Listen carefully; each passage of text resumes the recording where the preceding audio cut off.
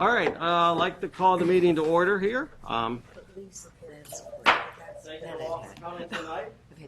In attendance, we have Alan, Chow, Ginny, Lynn, Nancy, Dick, Milton, Andy for the board. And for the CA senior staff, we have Susan and Sherry. I remind everyone that this is our board meeting.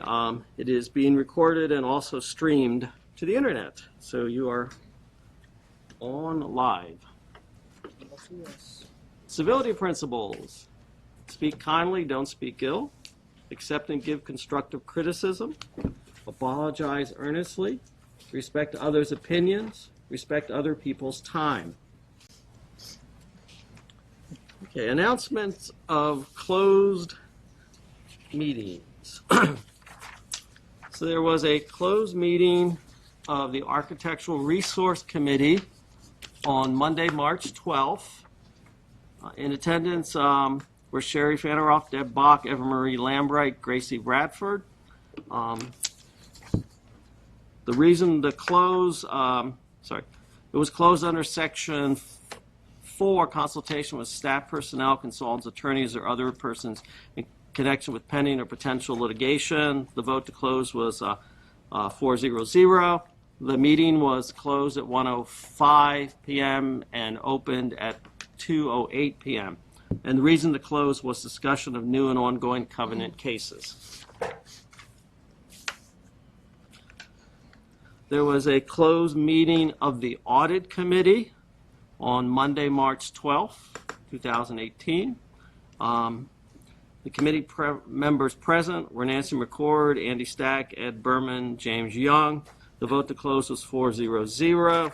It was closed under, welcome Janet, it's closed under Section 1 and 4. 1, discussion of matters pertaining to employees and personnel. And 4, consultation with staff, personnel, consultants, attorneys, board members, or other persons in connection with pending or potential litigation or legal matters. The meeting was closed at 8:28 p.m. and opened at 9:30 p.m. And the purpose of the meeting was reviewing several internal audit reports and consultation with staff, personnel on legal matters. Okay. That's all I have for the closed meetings. Approval of the agenda. Is there a motion to approve the agenda? Ginny moved. Is there a second? Second. Nancy. Okay. So I noticed there were a couple of comments regarding the minutes for February 22nd. So I would suggest we not do it under the consent agenda. And what I would recommend is that anyone who wishes to make changes, put them in writing, send them in, and then everybody on the board gets to see them. And then we'll vote on the April meeting. Alan? While I can agree with that in terms of approving the minutes for posterity, this is larger, seems to be a larger issue than that. The question is, what's the truth? Did Haven rate enrollment go up or down as a result of rate changes? Well, but that's a totally separate question from the minutes. The minutes are what happened at the meeting. That's what I just said. Right. So, as I said in an email, I think we need to talk about this. This is an important question as we move forward. Oh, so you don't have any other changes to the minutes, proposed to the minutes? Oh, I'm sorry. I misread. I thought you were going to propose some other changes to the minutes. I'm sorry, I didn't read it right. Ginny. Yeah, I just have a clarification of the minutes on page 4. Greg moved to make the 10% senior discount applicable to renewal memberships as well as new ones. Now, I thought I said at that meeting, but now I'm not sure without listening, and I have absolute confidence in Valerie. I'm not challenging any of the vote thing, but what I thought I had checked with Norma, because I had gotten that issue, maybe we all did, from a constituent that said, why do you just give me 10% as a senior when I apply for a membership? Why not when I renew? And I thought the answer was, yes, you do get it when you renew. So this is my fault. I left a message for Norma this afternoon, way too late, to ask for clarification on that. But my point that I'm making here, if it's correct that that amendment was irrelevant, and that in fact you do get 10%, not only for the new one, but you get it for renewal, we're on record voting no against seniors, and I don't want to be on record doing that. So I think there needs to be a sentence added to this that, in fact, this is our current practice. Seniors do get, Which line are you adding? I'm sorry, page 4, lines 160 through 165. We already made 2 changes earlier today on that. But the point I'm making is, if in fact our policy is there is a senior discount, not just for new, but also for renewal, Greg's point is we were given that and we all voted no because I'd have to listen to the tape again, but I thought I said, hey, I had gotten clarification on that, and in fact you get it for both. So of course you're going to vote no because it doesn't make, the amendment quite frankly didn't make sense. But if you read this as an outsider, it looks like you're against seniors. The difference is Greg's motion was to add the 10% discount to other discounts they might get. Our current position, as I understand it, is they get whatever the biggest discount they get is, and that's ended up being more than the 10%, so they don't get the 10% senior discount added. So notice where it says, in addition to other discounts. Well, wait a minute, he's saying move to make the 10% discount, senior discount applicable to renewal memberships But keep going. as well as new ones. Keep going.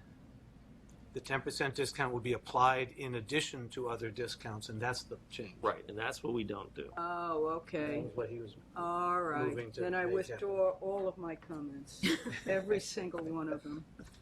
I also had another thing. This is kind of funny if you guys got a quick second. On page 5, I was wondering why I seconded Chow's, on page 5, 244 to 252, seconded his motions and then voted against them. But then I realized probably nobody else was seconded and I just was polite. So Valerie's accurate on that too. At any rate, okay. That's it. I have no questions, and if that's what it meant, I withdraw everything, so I'm ready to vote. All right, I mean, I had suggested that we take the approval of the minutes out of the consent agenda, and Well, were there any other issues? the only other one that I'm aware of now is Greg's Right. question. And I just let people know in advance that I would just like to add that I responded that the opposite was true.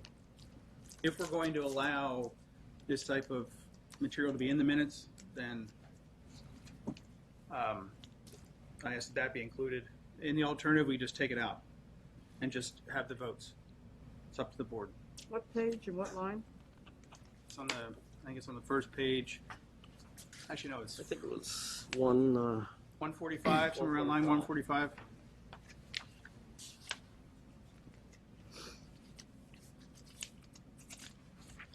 Well, and Greg, you weren't here. My point is that we need to know the truth.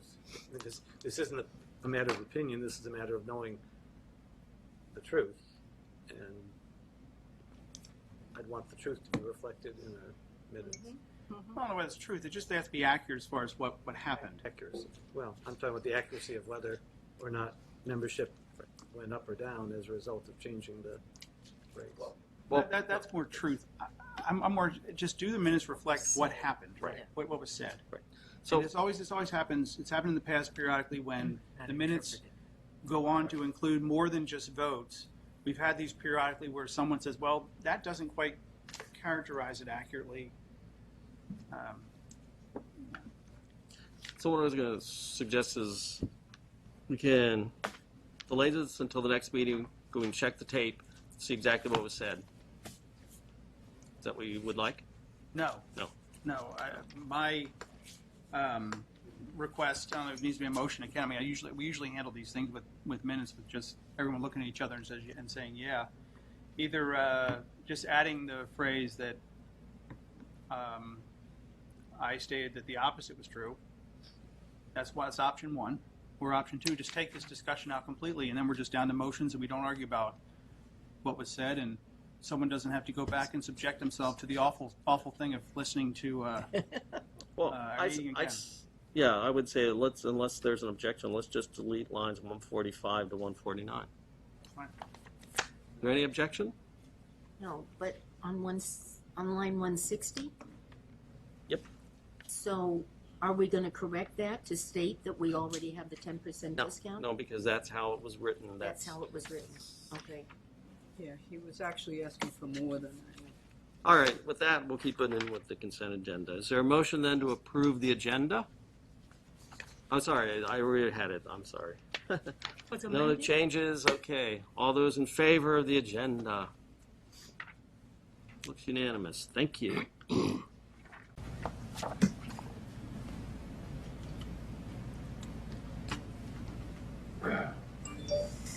No conflicts of interest have been disclosed to me. So move on to resident speak out. Al?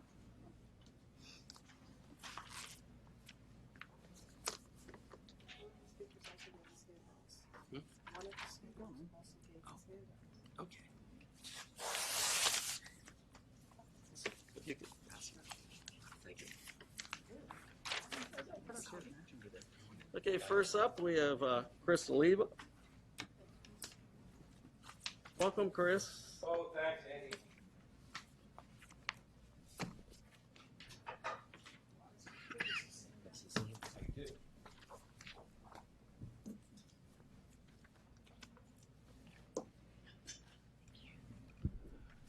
Good evening. My name is Chris Oliva. I'm from Hickory Ridge. Most of you know me. Is my microphone on? It is now. Good. I had sent ahead of time a summary of what I was going to say. I'm going to depart from those remarks. The thrust of what I said mostly was I was a little disappointed in the report that you had that Howard Hughes has been less than cooperative. And I think that they really should be more cooperative because you guys are codependent and need to deal with each other in good faith. And I'm a little concerned that Howard Hughes' desire to retain the land use portion of the covenants is being done for anti-competitive purposes. Now, I can understand that. I'm not sure that it's in the public interest to have that happen. Accordingly, I want to commend your staff and President Matthews and Sherry and Jane for the very good report that you guys went over at your work session. There's a couple of things here also.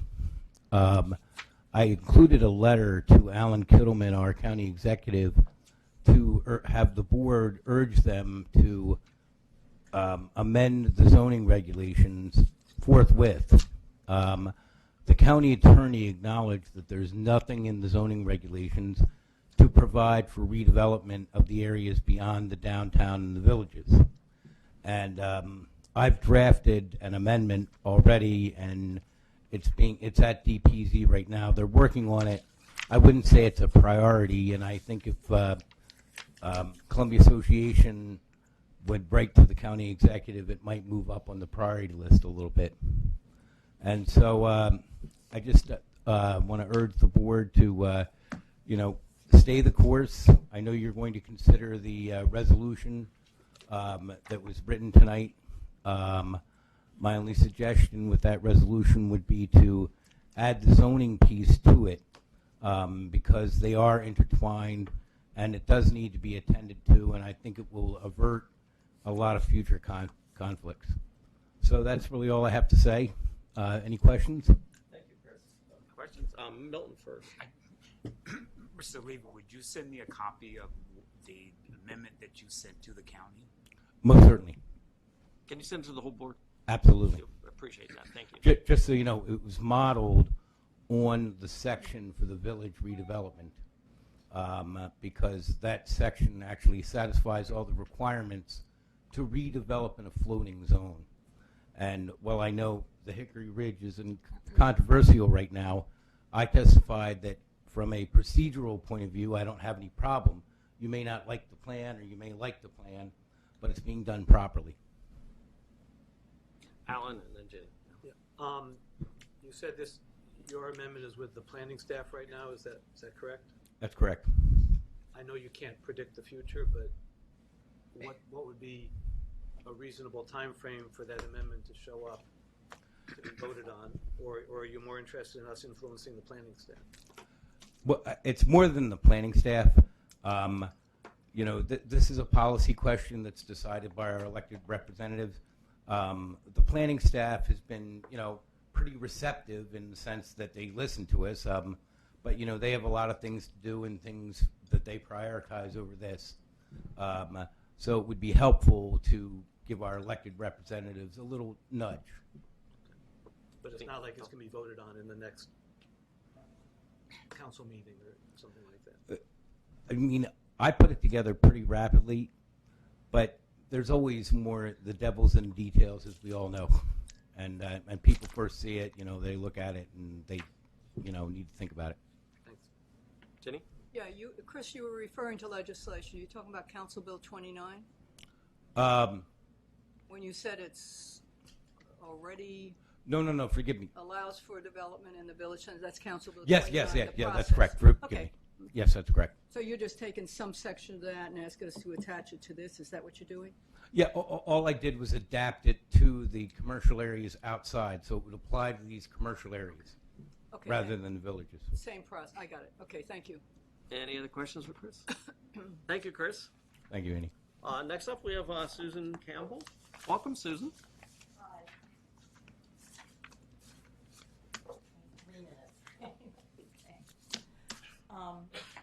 Thank you for letting me come and talk. And I brought copies of a zoning ruling. And I brought 11 copies. I think everybody got copies? No? Oh, it stopped somewhere. What came You have, came okay. from there? Susan has Yeah, one. we got it all the way around. Okay. That's okay. We'll get a copy. And actually, the reason I'm here, I was looking online to see when the next King's Contrivance meeting was, and I think it got snowed out last night or something, or I don't know. But then I saw this meeting was taking place, so I thought it would be efficient to just come here and disseminate the information and then go away. Okay. There was apparently some controversy involving this decision because it was a zoning violation that violated the setback laws in Howard County, but the Resident Architecture Committee approved it anyway some years ago. And our only option then was to go to zoning. And there was no way to retroactively get it unapproved, even though it was approved erroneously to begin with. So zoning made their final opinion and finally put it in writing. It took them almost a year to put it in writing, but there it is. And we have a situation then in King's Contrivance where this communications tower is still standing even though the resident is in violation of zoning laws. He is also a member of the RAC, what does that stand for? Resident Architecture Committee? Okay. Which maybe is how this got passed in the first place. I don't know. But to have someone who's in violation of zoning, he was issued some years ago a violation notice and was told that the only way he could abate it was to apply for a variance, which he did and has now appealed it up through the levels, and they're not giving him a variance. So that's all.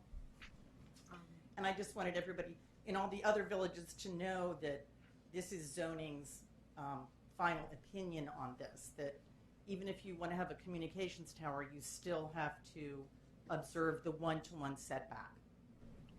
Lynn, and then Greg. Yeah, this is the Board of Appeals, right? Yes. this There have been decision many came from the Board rulings of along the Appeals, way, but that's And the, they have the ability to grant variances, Correct. special exceptions.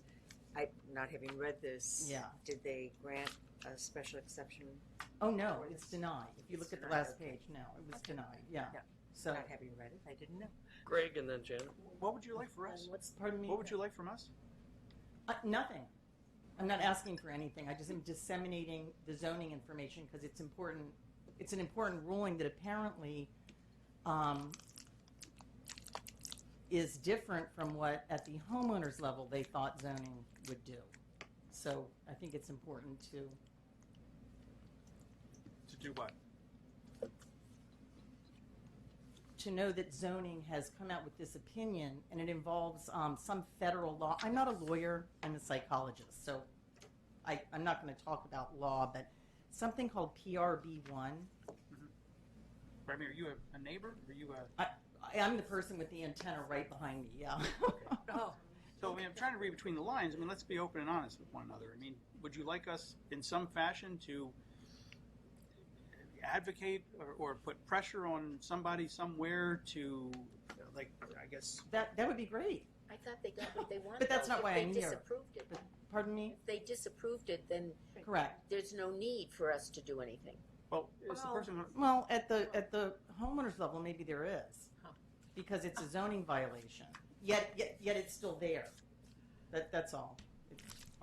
Okay, Janet, and then. But I'm not Cindy. asking you to do I just anything. I'm wanted just to- disseminating we got information. questions. We have questions. So the RAC approved it, Correct. but it wasn't really within their purview to approve it. They should not have approved it because it was a zoning violation to begin with.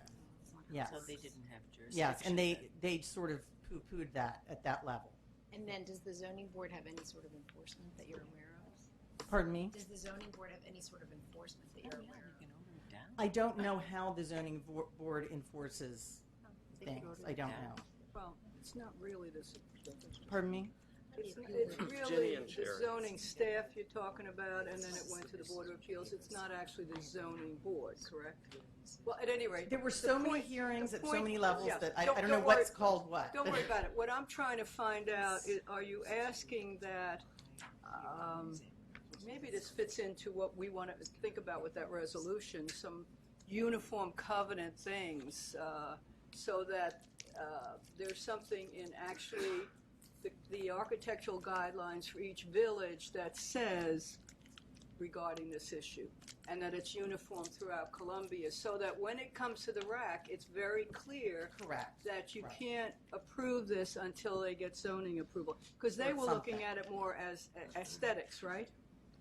They said they were looking at it as aesthetics. Yes. Right, so that's their role. Right. But if are you asking us, or may suggest to the boards that maybe they consider amendments to their architectural guidelines that make it clear you have to check on zoning on this particular issue? You can do that. But You maybe can- so. Yeah, maybe. If you're in King's Contrivance, you should ask the King's Contrivance, or consider asking the King's Right. Contrivance Village Board to amend their architectural guidelines, so the RAC in the future would have to do something like that. And right now, they're in violation. The RAC has to act in Sherry. I'll Right. turn it over Right. to Sherry. Yeah.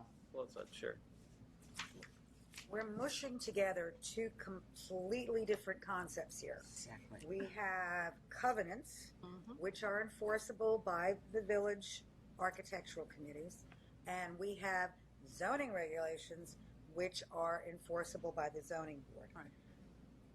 King's Contrivance, from the perspective of King's Contrivance, it does not matter what the zoning regulations say, because they have no authority to enforce those regulations, and they are not governed by those regulations. So they're not taken into consideration. No. What they are looking at is whether or not the application complies with their own covenants. Now, typically, when permission is granted, a village will say, as part of that approval, you also need to get whatever the necessary zoning approvals are for this application. But it's just not within the purview of the village to decide whether something is or is not a zoning Well, violation. somewhere I read online in some Columbia rules. There are a lot of them. Right. That covenants can be more restrictive than zoning, but not less restrictive than zoning. That the enforcement of covenants cannot be less restrictive than zoning. Did I say that the right way? And that's correct. Right. So, I mean, But in this case, they did rule at the homeowners level in a way that was less restrictive than zoning regulations. well, no, because what the zoning board was dealing with was a setback issue, and the King's Contrivant covenants do not address things like setback issues. So it's not a question of it being more restrictive or less I restrictive. don't think that that's exactly right, but it's not a question of being more or less restrictive, though. It's Well, but I'm not a it's lawyer. different I'm not here to standards. argue this. I just It's am here different to standards. disseminate information. Dick wants to. The rules are that the most restrictive regulation is the one that applies. And in this case, the zoning regulation appears to be more restrictive, and so that's the one that applies. Okay. And the enforcement of that is not up to King's Contrivance. The enforcement of that is up to the county. And so the county needs to enforce that. There's really nothing we can do about it because we're not the zoning board. So I would take it up with the county. Well, we have for several years, it's done. I mean, I'm just saying, a lot of time and a lot of people's time at the zoning board was wasted on this issue that could have been remedied at a lower level. It's out of our hands. We can't enforce zoning regulations. Okay, Alan? Yeah, I guess I'm not sure that it's done with, because if the Board of Appeals disallowed it, then there are presumably remedies through the county to have it taken down. But you have raised an interesting point, and as Sherry pointed out, a village board can't approve something that zoning won't allow, Right. and village boards need to be made more aware of that, and residents need to be made more aware of that, so that that's more of a flashing red light at the top rather than a footnote at the bottom that says, oh, by the way, you got to go get zoning approval as well. Right. I hear you. Right. Milton and Greg. I think you succinctly put in a couple sentences what I was trying to say. So thank you. Milton and Greg? Although I was going to recommend is that I'd like to have the opportunity for Sherry to review it. And if there's anything that we can, coming out of that information, share with the village associations, then we will. That's good. Greg? I just want to hark back to something Sherry said. A village resident architectural committee has an application, let's say, for a deck. Resident wants to put a deck on. The architectural committee looks at that and says it looks like a deck. It is consistent with our guidelines for decks. Go ahead and do it. But it turns out that that deck violates some building code or isn't done some right under some county code or state code or federal code or whatever it is. You know, the RAC is acting fully within its circumscribed authority to say, we will give you our permission, but that permission, you know, it's not their fault if that somehow doesn't comply with some other layer of law somewhere. So let's not fault the RAC here. I think Sherry is accurate. I mean, we've dealt with this position in Hickory Ridge too, where, you know, we have our little sphere that our guidelines that we look at, but beyond that, that's not our purview. And we do tell people when they get some approval, just because you have our approval does not mean you don't have to get all the other approvals that would be required to do what you propose to do. On the application for the architectural approval, at least in King's Contrivance, there's a statement saying that you're aware, you know that you're not in any violation of any zoning laws when you're making the application for the approval. So it's there. Well, that's It's not that. already there. I don't know what else to say. Thank you, Susan. That's it. Appreciate Okay. coming. Thank Next up, you. we have Paul Brzezinski. Paul, welcome. Evening.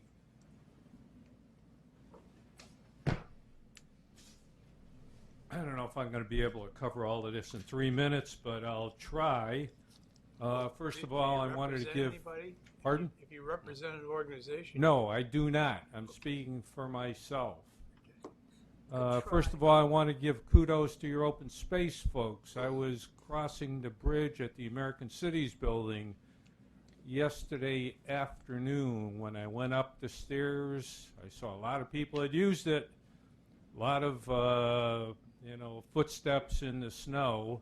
By the time I came back about an hour later, it was all cleared out. I'm assuming that that's your bridge. So, anyway, kudos. First item is Long Reach redevelopment. I'm not speaking for the Oakland Mills Village Board, but we have sent a letter stating that the zoning portion of that approval needs to go forward. I saw that in Milton's summary, he said the next step is zoning. Well, apparently some folks on the council do not want to address the zoning issue for Long Reach. However, if it is not addressed by this county council, it will take another year. And another year is not what anyone wants, and it will be probably detrimental to that redevelopment, is my guess. So what I'm asking is that this board, and as Milton aptly pointed out, the next step is zoning, take a position on encouraging the county council to sit as the zoning board and hear this case and make a decision on it. A year is way, way too long to have this sit. Second item, I'm involved with the Electric Vehicle Infrastructure Council of Maryland. It was designated by the legislature in 2011 and expires in 2020. Their purpose is basically to encourage the placement of EV chargers throughout this state, because we have a chicken and egg situation when it comes to electric vehicles. If people cannot charge, they will not buy. It's as simple as that. And about 70 to 80% of our new construction is now multifamily. And in going back in the records, I saw that Milton had sent a letter on a bill that was attempted to be passed in 2016, not agreeing with that, saying that, you know, we have public chargers here in Columbia, and that's sufficient. Well, Columbia, and he also said we have free chargers. That's now since changed, and all your chargers you now have to pay for, which incidentally, I think you need to start thinking out of the box on this one. All your chargers are basically at your facilities, your gym facilities. How about giving your folks that are patronizing your facilities a card that says, get out of jail free, where you're not going to be charged for your electric car when you're here at our facility? Something to think about. In any event, chargers are a big problem. The Metropolitan has one charger in a 380 apartment building. The chargers that we have in the downtown are a handful, basically. And, you know, Gotta wrap it up, Paul. okay, everybody needs to basically step up to the plate on this. Last item, I saw you've got membership declining. This was an issue that we addressed when we were looking at the older adult plan. We tried to get good information on membership, and we saw that it was particularly declining in the older adult category. People didn't think it was a good enough deal for them to continue.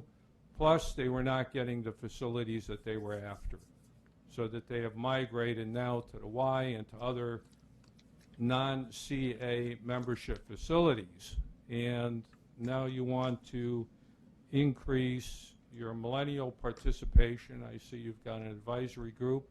I think that's excellent. However, you used to have a captive audience. That captive audience keeps going away. Why does it keep going away? You don't have facilities that interest them anymore. It's as simple as that. Any questions? Yes. Ginny first, and then I know you're on the Senior Advisory Committee for CA. Correct. Have they come up with any proposals as to what type of programs or facilities seniors would want, or is it the membership fees, or, you know, why are seniors leaving? I mean, I've heard the same thing, but I think it's a combination of both fees and facilities. I mean, one of the items that I know a lot of people have talked about is heated pools for older adults. That basically that heated pool is oversubscribed from everything that I've heard from talking to people. And so people go elsewhere. They go to the Y because it's available there. and they're not constrained because you're basically outsourcing part of your pool time to folks that are basically renting that pool for arthritis stuff and other stuff, and yeah, so I mean, so it's not open to a large extent like it is at the Y, which I'm fairly familiar with, having been there a number of times. But you might want to really consider a focus group of older adults, particularly ones that used to be your members, and why they have moved away. I know one of it is flat-out competition with newer facilities, but you know, there's still a convenience factor here, which I think a lot of people would be interested in. So that's kind of my suggestion when it comes to maintaining that demographic. Paul, in terms of chargers, do you know whether we have chargers at our non-athletic facilities? Oh, yes, we do. We have,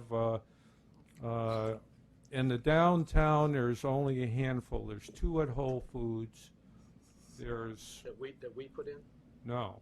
I'm These asking, were put in by Whole Foods. do we have chargers, we CA, No, you do not. have chargers at any of our non-athletic facilities? No, you do not, that I'm aware of. The only ones you have are at your facility, your recreational facilities. I think we do have a charger, at least one at the Owen Brown Community Yeah, Center. that's correct. My mistake. Kayla Hall also. Do we have, well, but, yeah, the Kaler Hall one's really athletic club. Yeah, Kaler Hall has 2, and that's for the athletic facility. There, it's in that But parking Owen area. Brown has one, right at Do their we have community plans center. for increasing this number?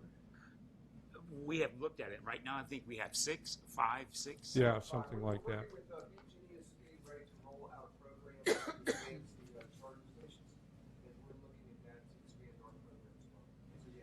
Thank you. Let me comment on that. It's part of Public Conference 44, and the Maryland Public Service Commission has yet to state whether they're even going to consider the utility proposals. So that's up in the air at this point. I've commented into that docket because there are some significant issues with the way they want to set up that pilot. Namely, they want to rate base those chargers that for when I originally testified in 2016 before the Maryland Public Service Commission, the commissioners at that time did not want to rate base chargers, which they said should be in the private sector area and not rate based, because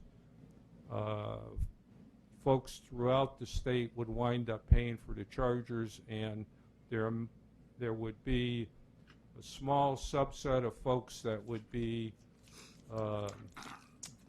benefited by these chargers. Now that could change. Could you define the term rate-based? I'm not clear what that means. Okay, rate-based means when you're paying your utility bill, you have charges in it. Sometimes they're add-on charges like the Stride. Everybody's being charged. Well, they're saying, well, we should have an add-on charge for putting EV chargers in throughout the state of Maryland, and they've estimated that it would add to each person's bill, I think, 35 cents. So, Lynn, and then Greg. yes. Just Greg? a quick question for Milton or Dennis. When did we start charging folks to use our charging stations? It's been About probably been a year, 12 months. Okay. I mean, did that? the only thing we were looking for is cover our costs for putting them there. Yeah. I mean, do you know, do the costs to use our stations, how do they compare to the non-CA stations, such as at Whole Foods or out at the Mark station, for example, where I see them as well? Any idea how our cost, what we charge, compares to what others charge? Well, at the Mark station, they're free. I know that at the Glass House that was just put up, there's 4 chargers in there, and they charge 19 cents a kilowatt hour, if I remember right. I think that's also what you charge. You have somebody in the back who I think is familiar with it, and he could probably tell you. But that's not covering your costs because, as I understand, you are getting all of your electricity via a solar PPA from Nixon Farms. And the assessments are paying for that. Okay.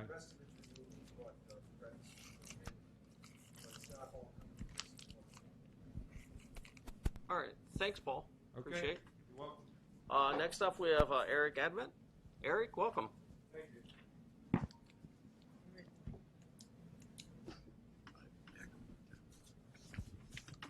Okay, I'll keep it brief. So I live in Harbor's Choice. I've played tennis for a long time, and I went and played at Long Reach today. It's the new facility, and I just want to say it is spectacular. The ceilings are great, the lights are great, it smells brand new, obviously. Has that new tennis smell. We That's were right. we were worried. You had that pause after it smells. Yeah, no, the fresh paint's nice, but it's a really great building. I just wanted to say that. I also wanted to say how much I appreciate the podcasting of these meetings. I'm probably one of the few people that listen to them on my way to and from work. Our sympathies. Sorry? Our sympathies. Thank you. I'm kidding. No, it's pretty entertaining, actually. And then the live feed is also good if I have to stay home. I have a baby at home, so it's nice. The next thing I wanted to talk about was kind of an issue that I encountered at a board meeting. I am on the Harbor's Choice board, but I'm only here speaking as a resident, which has to do with the signs. I know it came up at the work session a couple weeks ago, but I just want to do my best to present an ask of you that you don't install the signs. That is my ask. However you have to do it, it was kind of a rude awakening to realize that the signs were already made and that no other signs are going to be installed. The value of the signs are gone if the collective Columbia villages are not participating. So that's really my ask, is that, you know, I don't have to, whenever I turn down Longfellow, see a sign knowing that that's the only village that has these signs. It's a very sterile look. I think a lot of people are giving up some flavor and flair of their neighborhood for it. So that's really my big ask. And that's really all I have. I don't know if anyone has questions. Well, I have a question actually of the two of you, because at that work session, I think if I recall correctly, you turned to Milton, Milton said something to you, and you said Harbor's Choice is being taken care of. And I don't recall any further discussion of what that Basically, means. all I'm saying is that we're not going to, in Dennis, we're not going to install the signs in Harbor's Choice. Thanks. Well, that's good. That was easy. Yeah. Wow. That's right. Well, the tennis facility is great. So there's that. All right, thank you, Eric. And you know, it's actually It's so great nice to hear hear that something. we do have someone who Watches. listens and watches. You're like, wow. I've heard from people And too. it's actually made a difference at our village board meetings. Has it? Oh, He's more informed and has things to contribute. thank you. Okay, that's all I had on the list. Anyone else? Is that why you're dressed up, Alan? No, you just pass it down. All right, move on to chair's remarks. It's in writing. So, you know, I write this thing, and of course, then it changes. So I had said that the planning board hearing on the Erickson proposal was on March 29th. And of course, it immediately got rescheduled for mid-April, so April 19th. The same night, they're going to also discuss the lakefront core design. I did not present the certificates to the Excite Columbia graduates because the weather intervened and there was no Excite Columbia that evening. Once again, I put this thing out, I guess, too early for. And then lastly, I just want to kind of thank the staff for the new Long Reach tennis facility. The preview and the tour was very nice. I think everyone who was able to attend, really enjoyed it. It's a very nice facility. That's what I got. Okay, move on to President's Report. Milton, he submitted a written one, and Any questions? any questions on the written Any report? questions on the written? I was just interested in hearing more about the open house. The open house on March 3rd. At the fitness, our Yeah, all facilities? over, yeah, I mean, it seemed like it was everywhere. I thought that was a great idea. Yes. Did it, Dan, was it well would you- attended? Would you come up? And So I was asking about the open house on March 3rd. I was just wondering if you were happy with the attendance. Actually, it's probably our best one yet. Oh, great. Yeah. And tremendous attendance at all the facilities. From the community, we had over 300 guests come, which was pretty spectacular.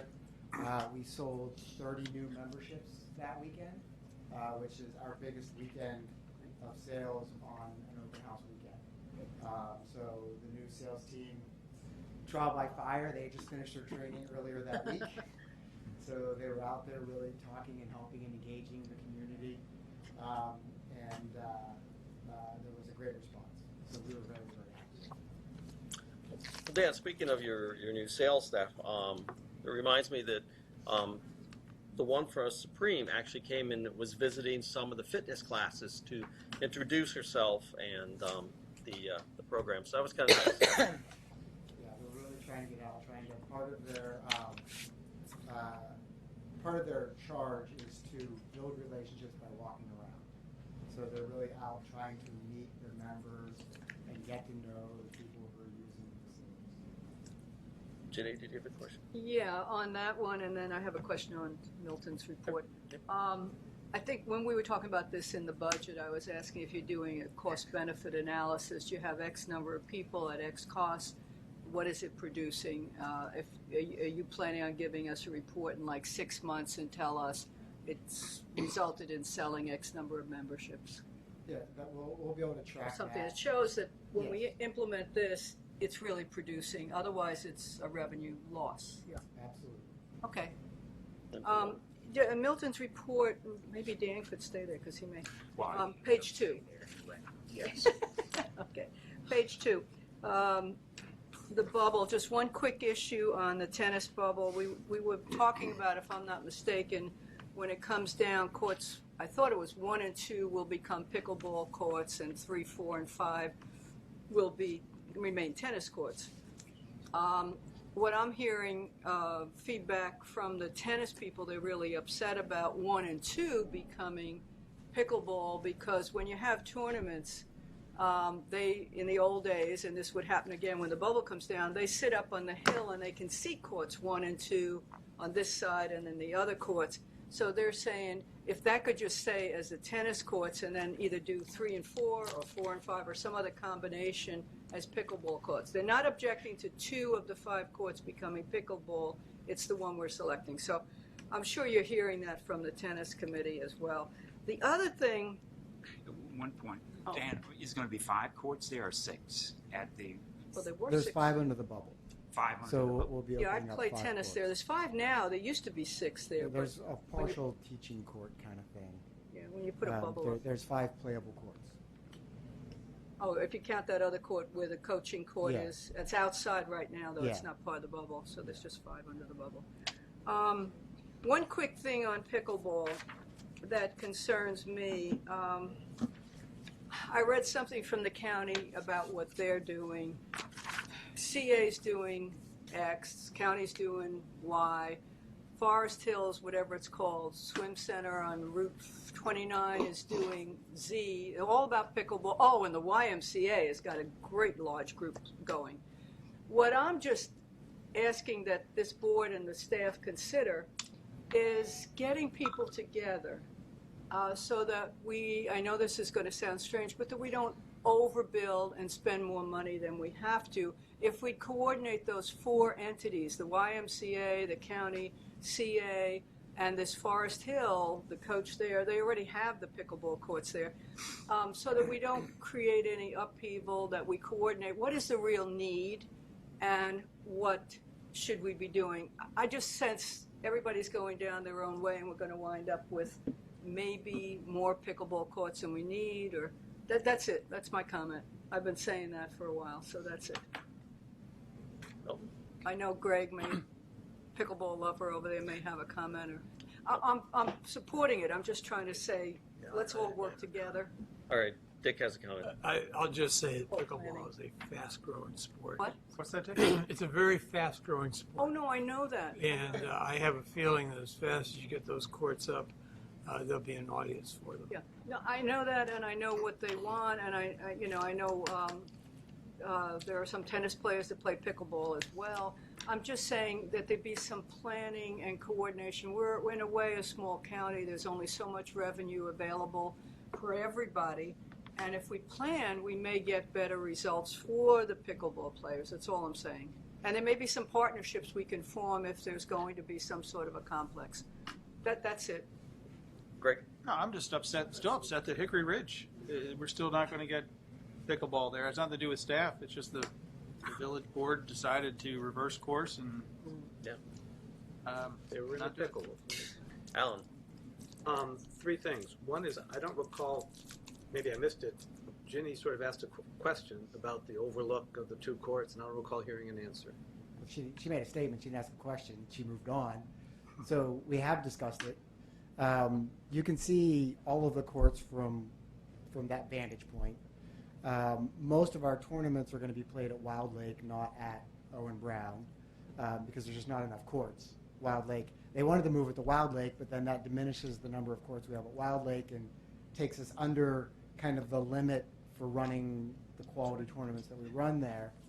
The challenge with moving it to the 3-court one is now you have 2 pickleball, actually 6, but 2 courts adjacent to a tennis court, which nobody will ever want to play tennis on because pickleball is a very loud and noisy sport. So then that 1 court will be abandoned unless necessary. So if we ended up doing that, it would behoove us just to take all 3 and make them all pickleball courts, because otherwise that'll be the least preferred tennis court. So there's no great answer because it's not 2, 2, and 2, but this is probably the best answer to kind of balance out the needs of everyone. Everyone's not getting exactly what they want, but everybody's getting most of what they want. Thank you. Alan, you got 2 others. I have 2 more. When I see the words digital signage, Times Square appears in my head.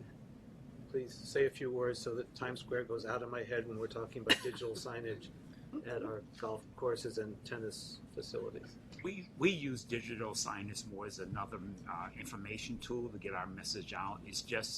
We place them they're in all of our fitness clubs, and it's just information. Talking about inside? Inside. Never mind. Actually, I will say there is discussion about placing one at the cart barn at Hobbit's Glen, because then we can broadcast the scores from our tournaments and things, and there can be information for. But that's still within the facility. Yeah, that's not like not people driving by are going to see. It's a TV. flashing It's an outdoor billboard. TV on the side of the building or at the starter station. And that would probably violate a covenant also. It could easily. It could easily. Depends on the village. Last piece. I appreciate, Milton, you giving us in these updates what's happening at the various boards and commissions and whatever that you serve on. I have heard you say more than once that when you are sitting in those other groups, you represent them and not us. And I can't tell you how much heartburn that gives me. So, and I believe others on this board. I need a couple more words from you about what that means to you. To say you represent them. It means that if I'm sitting on the chamber board, I'm sitting as a chamber board. I'm there. Yes, if anything comes up related to CA where I have to recuse myself or I find a conflict, I would act accordingly. But I'm not there to represent CA's interests. I'm there as a chamber board member. Except that sort of, in a sense, the law says that as an executive of this organization, you represent us wherever you are. I carry the title wherever I go, but I was. Your behavior represents Yeah, us. but Alan, we don't want to have that conversation. I sit there in my capacity as a board member. It works for any board. I'm sitting on those boards, and my primary responsibility is what's in the best interest of that board where I'm sitting. Just let you know, my heartburn hasn't gone away. Thank Okay, you. I Okay, no. There's not much I can say. Yeah, Any other questions about the yeah. Greg. I mean, I've asked several times that these reports can include more than just the good news. And one challenge that we've been made aware of is that apparently there was some major problem with folks' ability to book classes online or something. What happened, and has it been resolved?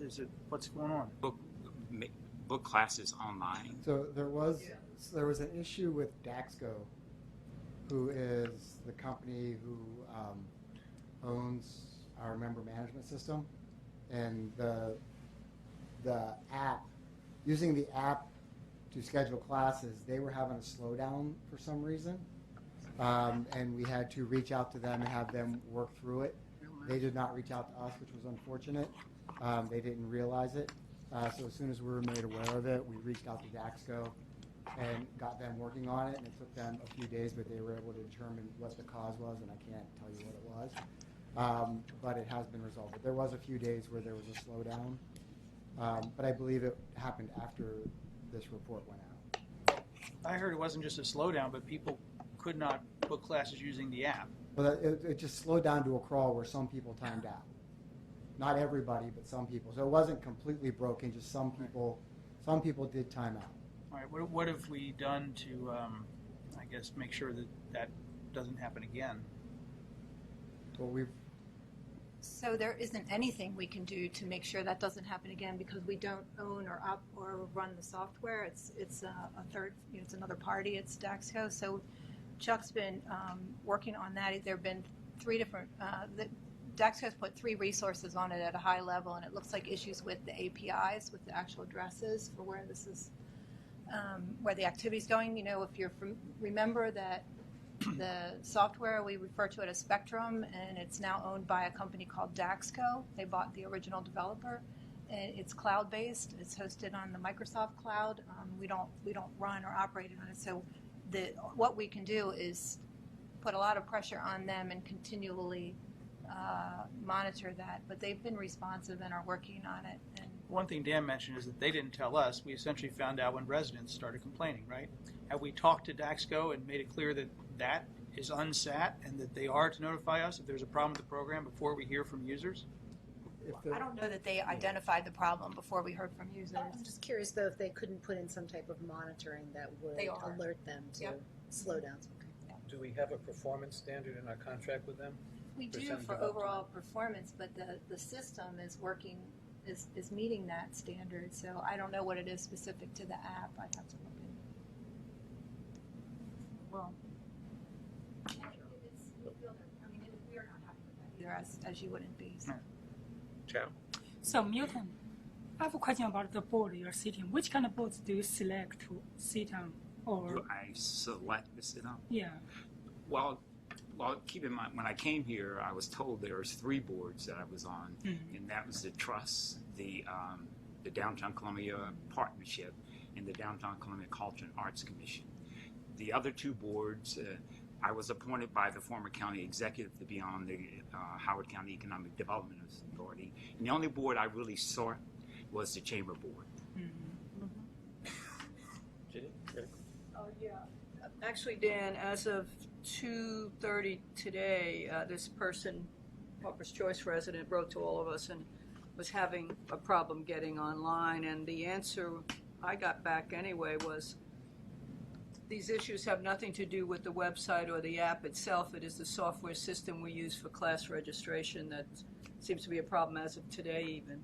So it's they're confident it's the API. this from one of our staff here that, said this. So I checked at 5. But I checked at 5 p.m. this afternoon. working now? It's inconsistent still. Yeah, but so they've it's resolved still- part of it, but it's still an issue. Yeah, so it's still a problem when people are trying to register for classes, is what I'm hearing. Greg, we will follow up because Yeah. we don't like that. And plus, Yeah. frankly, Jenny, I wouldn't have sent that reason because we hired them, so it's not pointing the finger. We need to make sure we are getting it addressed. I agree. I was just trying to think of when it's still happening. Okay, one of the things that we have at our work session on April 12th, we've allocated 45 minutes to talk about the athletic club closure. But there's been a couple of questions that have been brought up, and I just wanted to take, if I can have 5 minutes for Dan to just quickly, we put some information on our website, and there are some other questions that we picked the top 5 questions that have come to us, and we responded to them. So 5 minutes, Dan.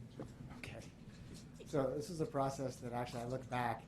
We started in June of 2016 with engaging a conceptual architect to figure out how to best take the needs of what we've been hearing from our members at the athletic club and update the facility.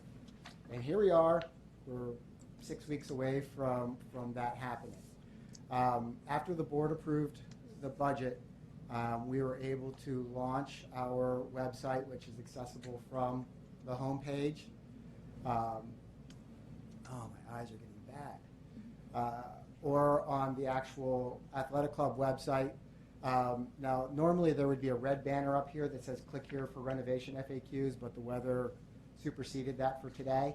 When we take down this, it'll come back up, but there's another link here that takes us to the FAQs. This is the rendering of what the entrance will look like.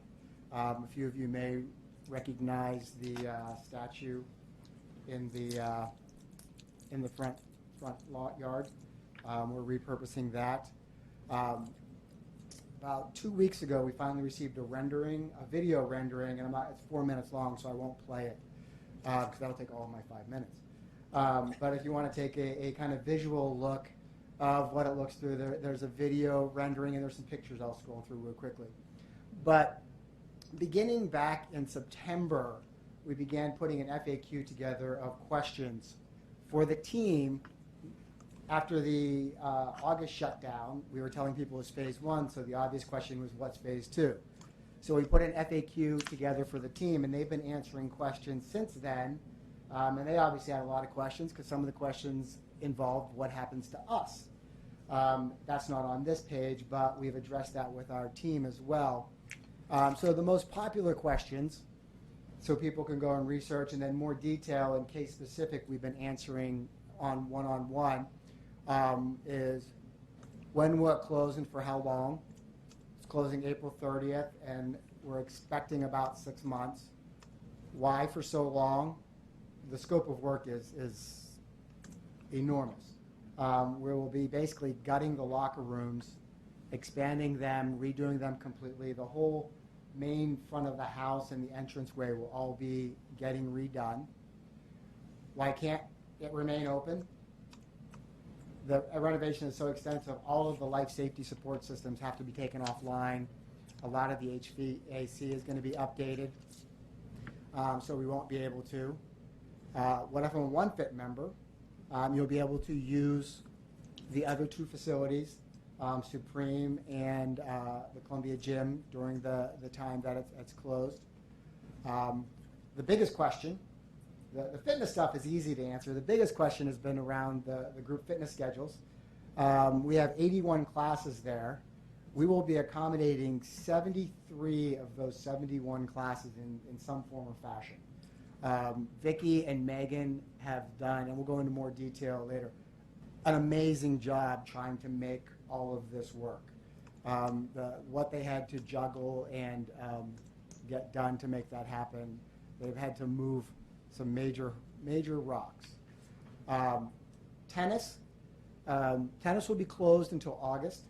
Now, technically, tennis is a separate building and has its own life safety support systems. Block time starts up again late August. So we will be able to reopen tennis separate from the main building. Even though they're connected internally, it's technically a separate building. And we will be able to open that by putting some trailers outside and do stuff, but we still won't be able to open any parts of the main club. might want to mention that because people are automatically going to say, well, why can you open this and not that? So I think you might want to put a sentence in there saying because Okay. tennis courts are separate. And then this week we began our coffee Q&As where Leslie and Megan or Vic are sitting down with the members and answering questions and talking to them about what's happening, any specific questions they have for the actual renovation. Quickly, some pictures that's a summary of the video.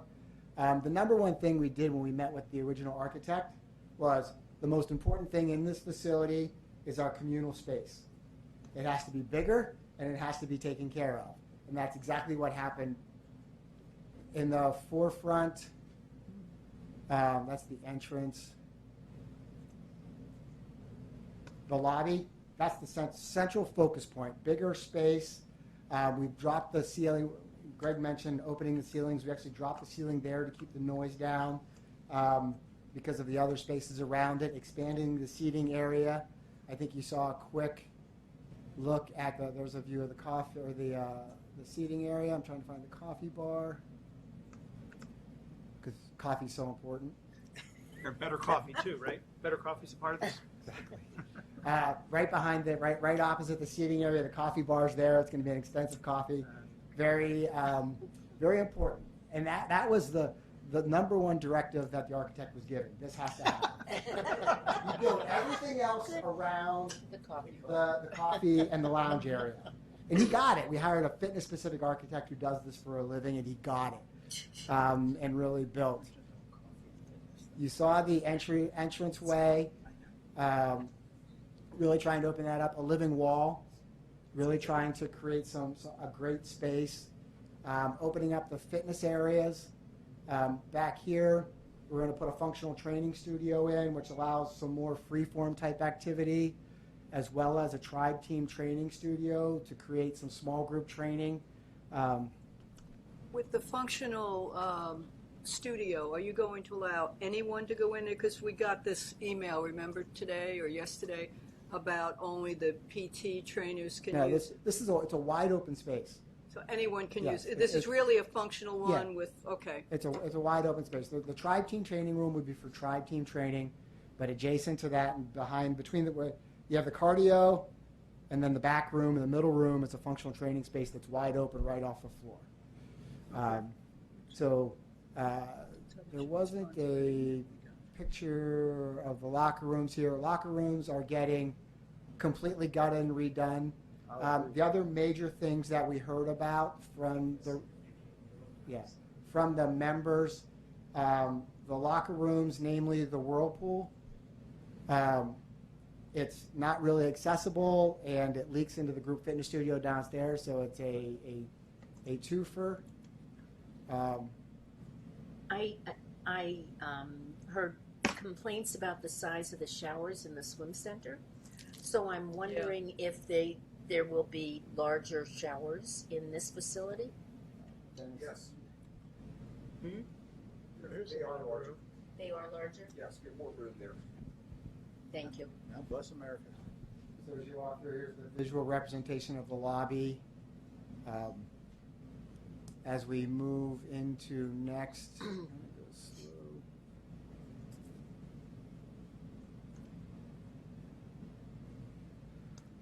creating a much more open locker space. Your showers will be over here. The whirlpool used to be here. It's being moved to a bump out in the back. It's going to be bigger. It's not over to up at the group fitness studio, which used to be, depending on what was happening, a wet studio. Is the sauna moving too, or the sauna staying where it is? It's moving back towards this area as well. It's not in this area. It's right before this area. But much larger. It's co-ed. The downstairs, one of the requests we had was to move the group fitness studio upstairs. We couldn't do that. But what we were able to do was create a better space down there.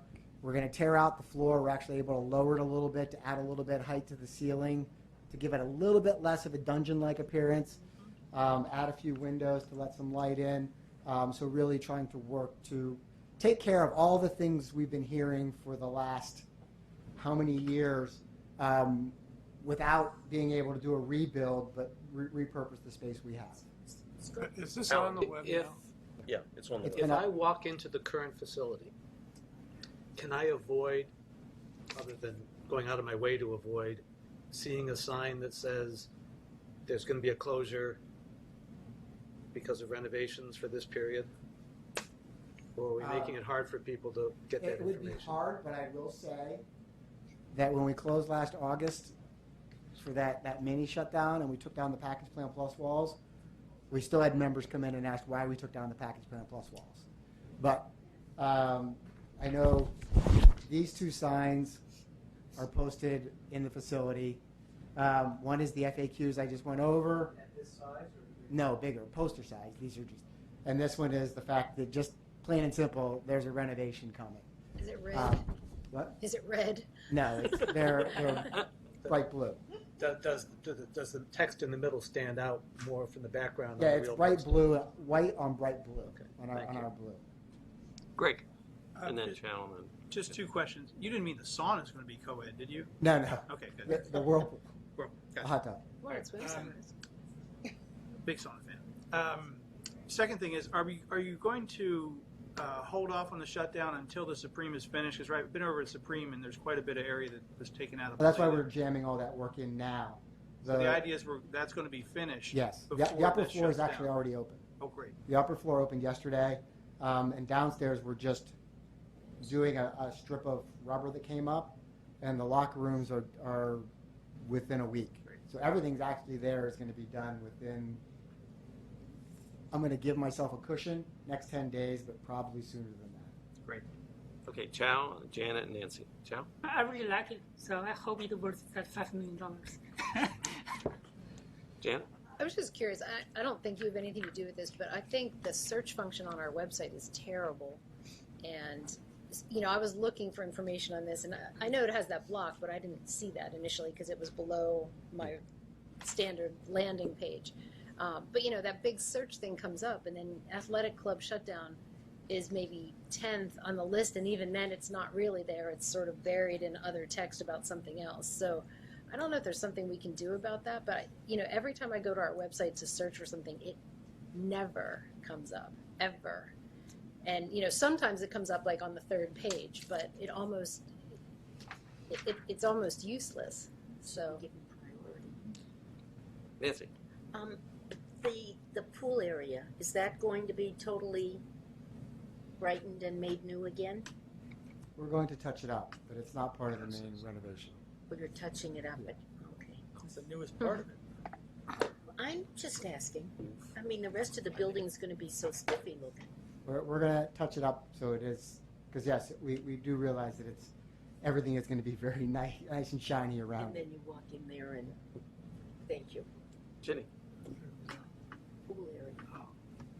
I was concentrating more on the pool area. You had me interested in that. You said, I think, you have 81 classes and 73 you were able to accommodate. I don't know what that means in terms of other chances that, one, it doesn't make a difference, nobody's complaining, or two, are there other locations we can look at other than CA? Like We have been looking. Lynn, I had suggested Vantage House as a location. Literally, we have been looking. That's 8 classes that we can't accommodate, is that it? It's one that would come off the schedule anyway, because it was just it's a seasonal class, and then 7 that we can't accommodate. Literally, as late as last Friday, we thought we had a therapy pool to rent, and that fell through. I mean, we're trying. We have talked to 7 different pools in the area trying to acquire space.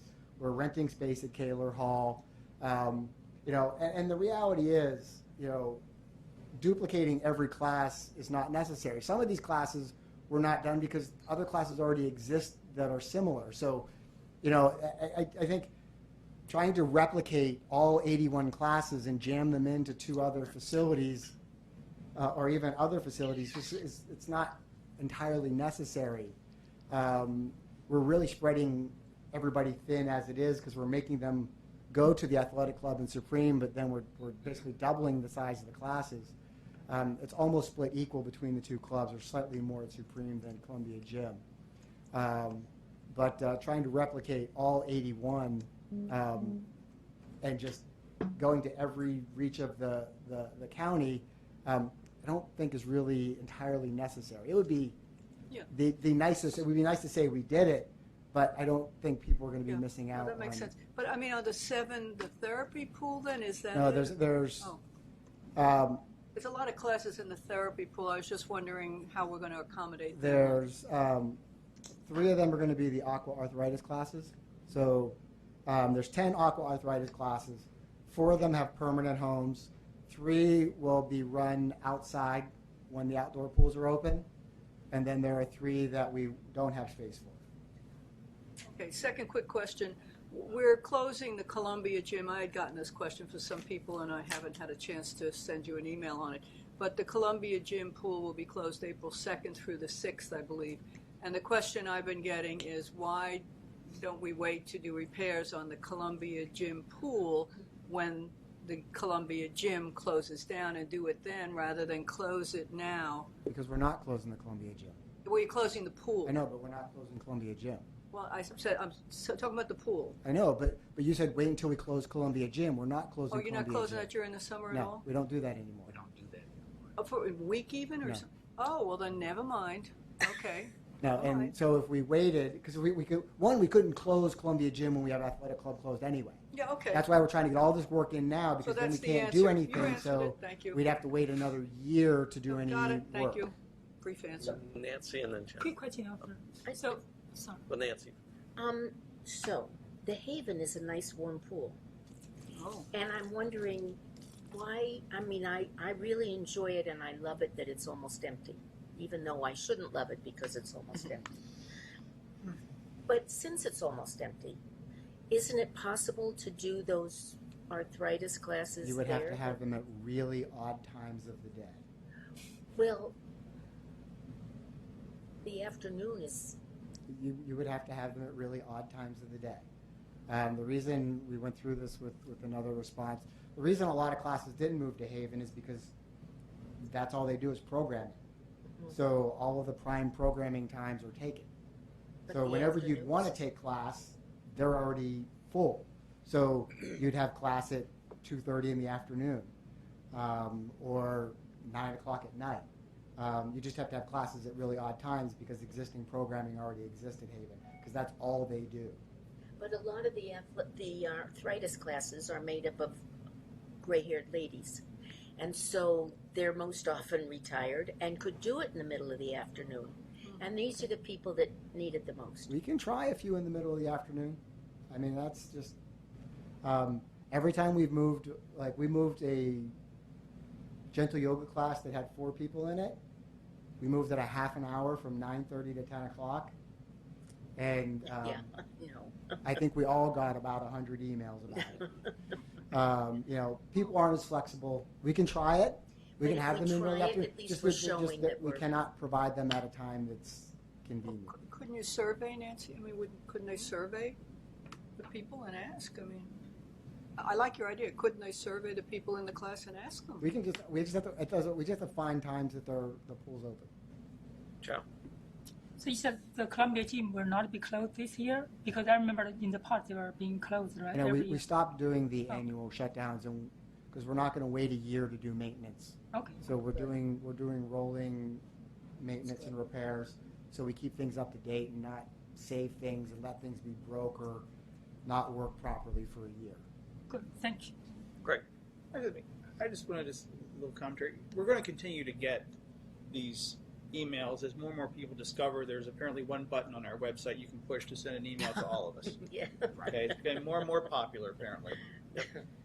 But I'll just a request from me, and if we can just somehow resist the temptation to respond, because typically what happens is there is an answer, it's a pretty good answer from staff, and I think it's best to maybe give staff an opportunity to at least answer it before we do. And I just ask if we can do that for staff to jump on these things perhaps a little quicker if possible, especially during this, because for some people this is going to be a crisis. For some people it's already a crisis, and we're still 5 weeks away.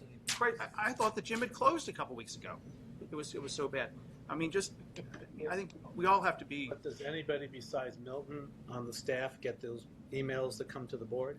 through that button? 'Cause Yes. that puts a big burden on you to No, funnel they things out to come people. through our webmaster and Norma, and so and a lot of times I will push them to wherever they need to go. I mean, some people are going to lose their minds. Let's just face it. They're going to say that my entire life has changed. You destroyed my means, whatever. But I mean, we can let staff respond, but staff's got to jump on these things. Okay, so I want to thank Dan and Milton for giving us a quick update. Dick. Just one thing. In the past, we've had a lot of problems with getting construction done. The way the tennis facility was done is just incredible. Everything's on time, on budget. And I guess that's because you brought in a new construction manager. Well, no, I can't say we've done a lot. Dennis and his staff, we've switched how we deal with large capital projects, because when I first got here, I heard very often that we were over budget. We were coming back for additional dollars. So we've changed our whole strategy, our approach to doing large capital projects. And our focus is on budget and on time. I'm very impressed. Good. We have a high bar for it now. Okay, so we'll hear a little bit more in April. But thank you very much. Milton, anything last? No, it was just more details were coming. As I said, it's on the April 12th work session. And once again, the website does have a nice little, if you get a chance, go out and look at the little video. Okay, Inner Arbor, written report, any questions? I've got two questions. No, Dick. First of all, what was the board's reaction to the pathway proposal that we come up with? We discussed it and, decided that it was, we Comfortable with it, good. Yeah. I can't hear. I said we discussed it and approved it. And the other thing is you brought in CoFesco. Yes, Sounds interesting. Are they being paid, or how's that working? Dick, you need to speak up. Yes, it's a cost sharing kind of thing. It's an experiment with both them. We've used them, and again, we are not. The land is not a usual place for most people have experience with, so that we find we really need a professional organization they're doing the security, they will really set up, we require logistic plans, and they will really have to be approved and work with this group to set them up. It's again, just getting more expertise, hopefully to make it easier for people to use the park, and safer, and again, more predictable. Smart, good. We're developing policies. Those should be out. Hopefully, we will. Again, there are constant things that we are dealing with, really on almost a daily basis. So hopefully, by the end of next month, we will have the policies out and on the website, so that you can look at what's allowed in the park. How appropriate is it for your event, and have ways to talk about it. So. Thank you. Okay, move on to the financial reports. What do the audit committee like to say?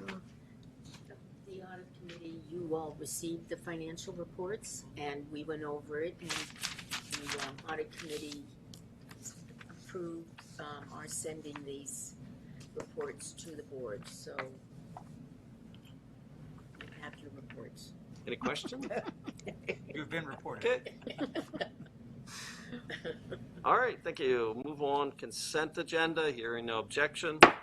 It's all approved. Board votes. Okay, we're on to the plan for the commercial covenants. Hopefully, everybody saw the resolution, so that's what we're talking about. That was the one that was revised, right?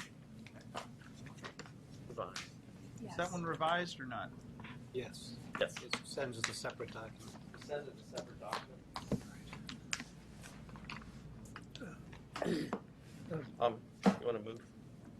Well, I'd like to speak about it. Well, let's. Move to. Yeah, you want. Okay, I'll move. Dick is moving that we approve the resolution. Is there a second? Second. Okay, Chow seconded. Okay, discussion. Dick?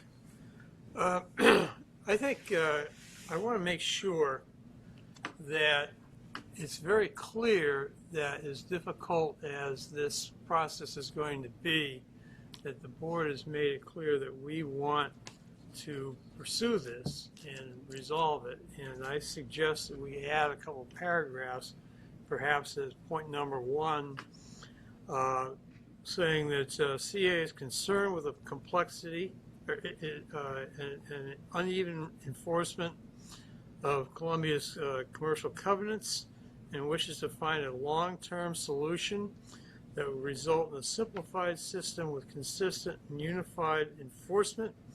We recognize these problems may take time and effort to resolve, but it is our intention to remain engaged and proceed accordingly. I think that has to be pointed out. The way that. Doing that as an amendment? Yes, I am. Second. Any discussion on the amendment? Great. I wish you would have sent that earlier in the day. I mean, it sounded innocuous enough, but what is your intent in that with that amendment? Well, my concern is that as it's laid out, it seems kind of passive. It seems like we're waiting for the county to do something and we're just going to piggyback on it, which is a possibility, but I don't get the sense of urgency that this is something we really need to address. Now, at the last meeting, I think it was the entire board felt that it's important that we get on top of this covenant issue and that we pursue it, and maybe over a period of time we can take a bigger and bigger role in it, but we don't want to just blow it off. And that's, I just want to put that emphasis at the beginning of the list.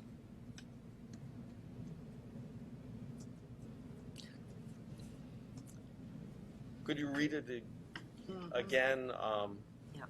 Okay. And a little more slowly because we need to capture this. You could open Notepad on the computer here and type it in so people can see it.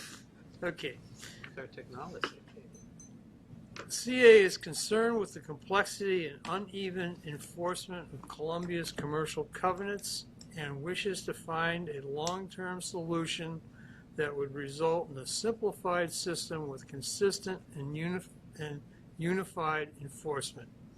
We recognize these problems may take time and effort to resolve, but it is our intention to remain engaged and proceed accordingly. Great. Yes, the drafter of the resolution, which I assume is here, does anything that Dick just read cause you any heartburn, or is it consistent with anything that we're trying to do from your perspective? I have a little bit of heartburn over the end, the proceed accordingly, because there are probably dozens of different ways to interpret the phrase proceed accordingly. I'm not really sure what that means. The rest of it is probably all right. It's kind of hard for me just sitting here listening to it. You know, I'm a lawyer. I like to see things written out on a piece of paper where I can study them word by word. So it's a little difficult for me to give final comments based on just what I'm hearing. But Okay. So how about we just drop those words? And so we would just say that we recognize that these problems may take time and effort to resolve, but it is our intention to remain engaged. that would make me a lot happier. I mean, because I don't know what this board or future board is actually going to do. I mean, I'm okay. Yeah. Lynn? This doesn't really address how the process by which we would, enforce the covenants. Would it be done on a staff level? I see the adoption of this Commercial Architectural Resource Committee. That sounds like a fine idea, but what does it do? Who does it report to? Who actually enforces the covenants? I assume it's CA staff. What's the purpose of the Milton? Lynn, what I was attempting to do is that I wouldn't want to. I was hoping that I could get a contract with the consultant that the county will be using for phase 2 of the zoning regulations to look at our covenants. With one of them looking at any covenants, any commercial covenants that can be rolled into new zoning regulations, that would be an option. Any commercial covenants that would have to be left alone, we could explore how that would be handled also. But the whole thing is that, and this is from me speaking, those covenants date back to the 1960s. I believe the question needs to be addressed. Are they relevant? Did they have the same meaning for the community 50 years later? And that's what we're looking at. So that, again, this is still very exploratory. Yes, I want to get us a starting point because I want us to be able. I want someone to look at the covenants, and I'm hoping, and I may be optimistic. I'm hoping that I believe I can get the county to the table. I would like to try to get HRD at the table also to have these discussions. From the discussion last time, it seemed like the county seemed, or at least the planner from the county seemed to feel that the covenants probably would be better addressed in many cases through zoning, rather than as covenants. And I've already reached out to him to set up a meeting next week where I wanted to talk to him about, based on the outcome of the board decision. Okay. Jenny. And then after this whole, assuming we go ahead and the study's complete, then we would get to Lynn's question about how we actually do implementation. A staff person that only deals with commercial, blah, blah, blah. What process reviews would come later. Right. I mean, this does not solve it. This basically gives us some help, some outside help, some professionals to kind of hopefully come up with some ideas. Okay, let's see. Janet, Greg, and Alan.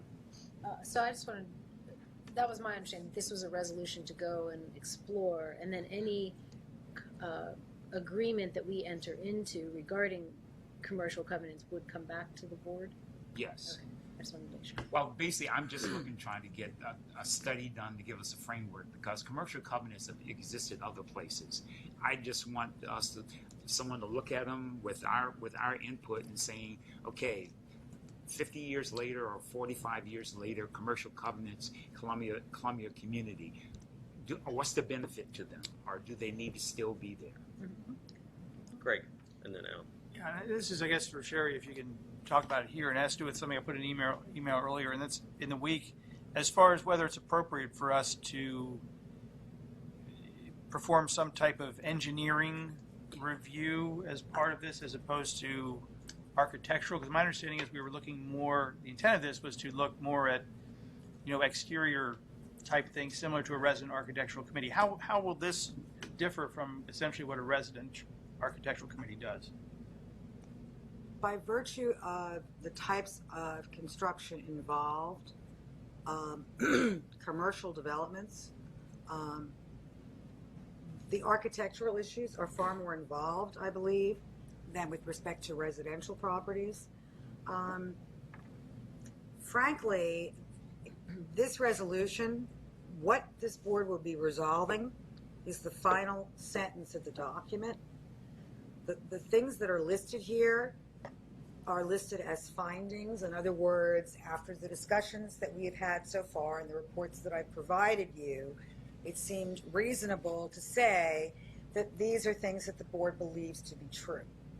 It's the operative part of this document is that last sentence, which is what authorizes Milton to move forward to explore with a consultant development of a plan. That's really the operative sentence.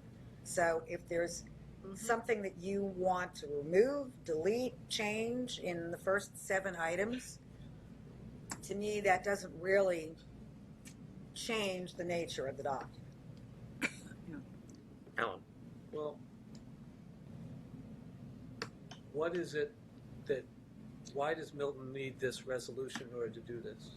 Sure. Because Andy asked me to bring it back. Do you believe, and Sherry, do you believe it's within your purview to go ahead and do this last sentence without a resolution of the board?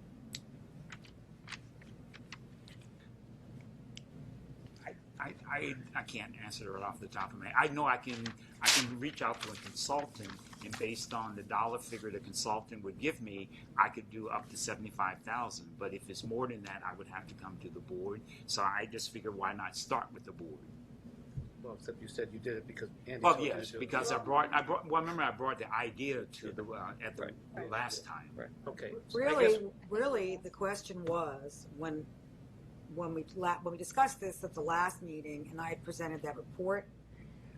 Really, the question that we were putting to the board at that point was, do you wish to proceed with this or not? And what did you see as the answer? My understanding was that you wish to, in some fashion, proceed with this. So what Milton, I think, is looking for is whether this board agrees that this is the appropriate next step, because there are lots of different ways in which we could proceed. And Alan, right now, as you've heard, we have this hodgepodge of commercial covenants, and also we have HRD balking at what they want, and they want to nitpick in my terms. I would like to say, I would like to get a document where you can say, basically explore the benefit of commercial covenants going forward. Should we have a commercial covenant versus a zoning ordinance? But that, to me, that's an important question. Although my understanding is these covenants are part of the deeds, and so I'm not sure how I thought they weren't able to be blown up by anybody. That's what I wanted to look at, is that, as I said, I'm sure there exist in other places. How have such covenants been The real question, I agree that that's an important question, whether they should be covenants, whether they should be zoning, whether that's a separate question to me than is, does CA want to take over the enforcement of commercial covenants in Columbia? Well, the way I would respond to that, at first I would like to see what commercial covenants could possibly roll into the zoning. If there's others that are left, then CA may make the decision we want to enforce those that are remaining. I understand Dick's addition. His belief and mine is that the clear will of the board, well, of course, new information could come in that could say, hey, no, bad idea, is that this would be a good idea. So keep pursuing it. So to me, it's the lens through which you approach this discussion. Is it a lens that says we're looking to answer the questions about zoning versus covenants? We're looking to see if there's any real downside to us taking them over, and if not, that's the direction the board has wanted to go. Or you're approaching it totally agnostically, saying, I'm just in it to find out some facts. Well, number one, yes, I'm in it to find out facts, and one of them is that I would like to have an assessment whether there's a need for commercial covenants going forward. And if there's a determination they are, then that's when CA will say which ones we'll look at. Are there some that can be rolled into the zoning ordinance, and those that remain, that's where CA will say, if they're going to remain, then CA should be the entity that enforces them. Thank you. All right, any other discussion? Did Dick's amendment get That's what I'm approved going to. as a friendly amendment, or is it? As soon as he finishes writing it down, I'm about to read it again for a vote. Because I can't remember. I'm on the all of last couple of. Meet Carl Castle. I could have typed this into the. Okay. One more word here. Go, Carl Castle. Okay, so Dick's amendment is as follows. Add the following wording after the first sentence in the resolution that ends in the word Columbia. We're going to add, CA is concerned with the complexity and uneven enforcement of Columbia's commercial covenants and wishes to find a long-term solution that would result in a simplified system with consistent and unified enforcement. We recognize that these problems may take time and effort to resolve, but it is our intention to remain engaged. And then we go in, the board makes the following findings. All right, so I'm going to take the vote on the amendment. All those in favor of the amendment? Unanimous. Okay, now, any other discussion? All those in favor of the amended resolution? Unanimous. Thank you. Okay, good. Thank you. Valerie, it's coming down to you, so you can. Okay, CA Board Strategic Issues for next 12 months. Jane, thank you very much. Anything you want to say first? Or? Just go ahead and start. When last you met, you remember we had some flip charts and you expressed some a range of ideas for issues that you'd like to focus on the next 12 months. You did not vote, nor was it a straw vote, but you had some opinions on what was more important. And we looked at those, and so we selected 3 items and then added a 4th as a carryover from this year. And I'll go through those. But you may want to dip into your reservoir of other ideas tonight and bring one of those that we didn't bring forward. So they are listed also in the memo at the end. But if I could, the 3+1 issues that we looked at, PA's role in the continued redevelopment of Columbia. That's been an ongoing issue and concern. Examining declining memberships, resident memberships, and how to address this. And participation in redrafting the land development regulations, which won't begin to the end of this year, essentially, and then we'll go on for at least 2 years. And to that one, we said that that's something that you really do want to pay attention to, but this year it's more of a monitoring, because by the time the county has hired the consultant to do the next phase of the development regs, it'll be the end of this year. So not much happening, but something obviously we want to monitor and be cognizant of. Could you say why we wouldn't want to, like, have a community meeting and see what people think, what people's input would be? Yeah. So I think there's been a huge amount of public input in phase 1, and so you won't really have a lot of useful input until actually some proposals are out there, because this isn't like, is it red or green on the outside of a building? These are complicated issues. And so there's a lot of good comments that came out, both on Newtown and other things that aren't working as well as the county would like. But until they actually put some proposals out, you just have there's only a certain amount of interest. So I would say at the beginning of the phase 2, there isn't going to be, I don't think there'll be, for us, a role to kind of redo the assessment.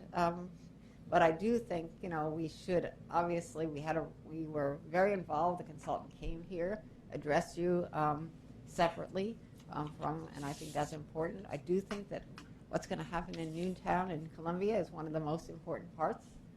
So not to downplay it, it's just in a couple, 3 months of an early process, I'm not sure, but I do think it's something we should monitor. Obviously, I'm very interested and have been, ready to work on this for years.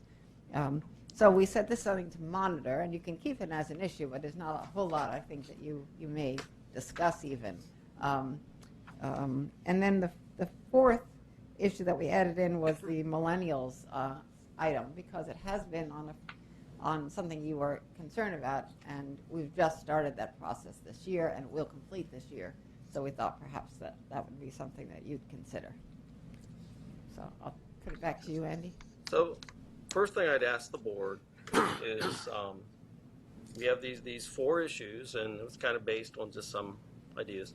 Are these the 4 issues that the board thinks we should do, or is there something we should do in its place? And Dick had his hand up first. Sorry, Dick was first. Got the jump there. I'm closer. First of all, I think you did a really nice job of wrapping up a long, meandering conversation that we had at the last meeting.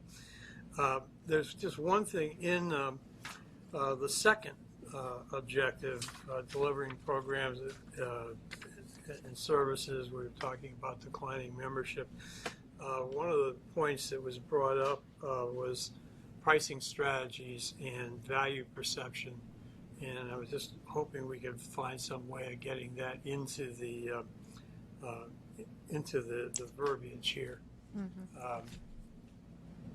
Because I think there were some strong opinions that maybe our pricing needed to be re-examined. Chow, and then Alan.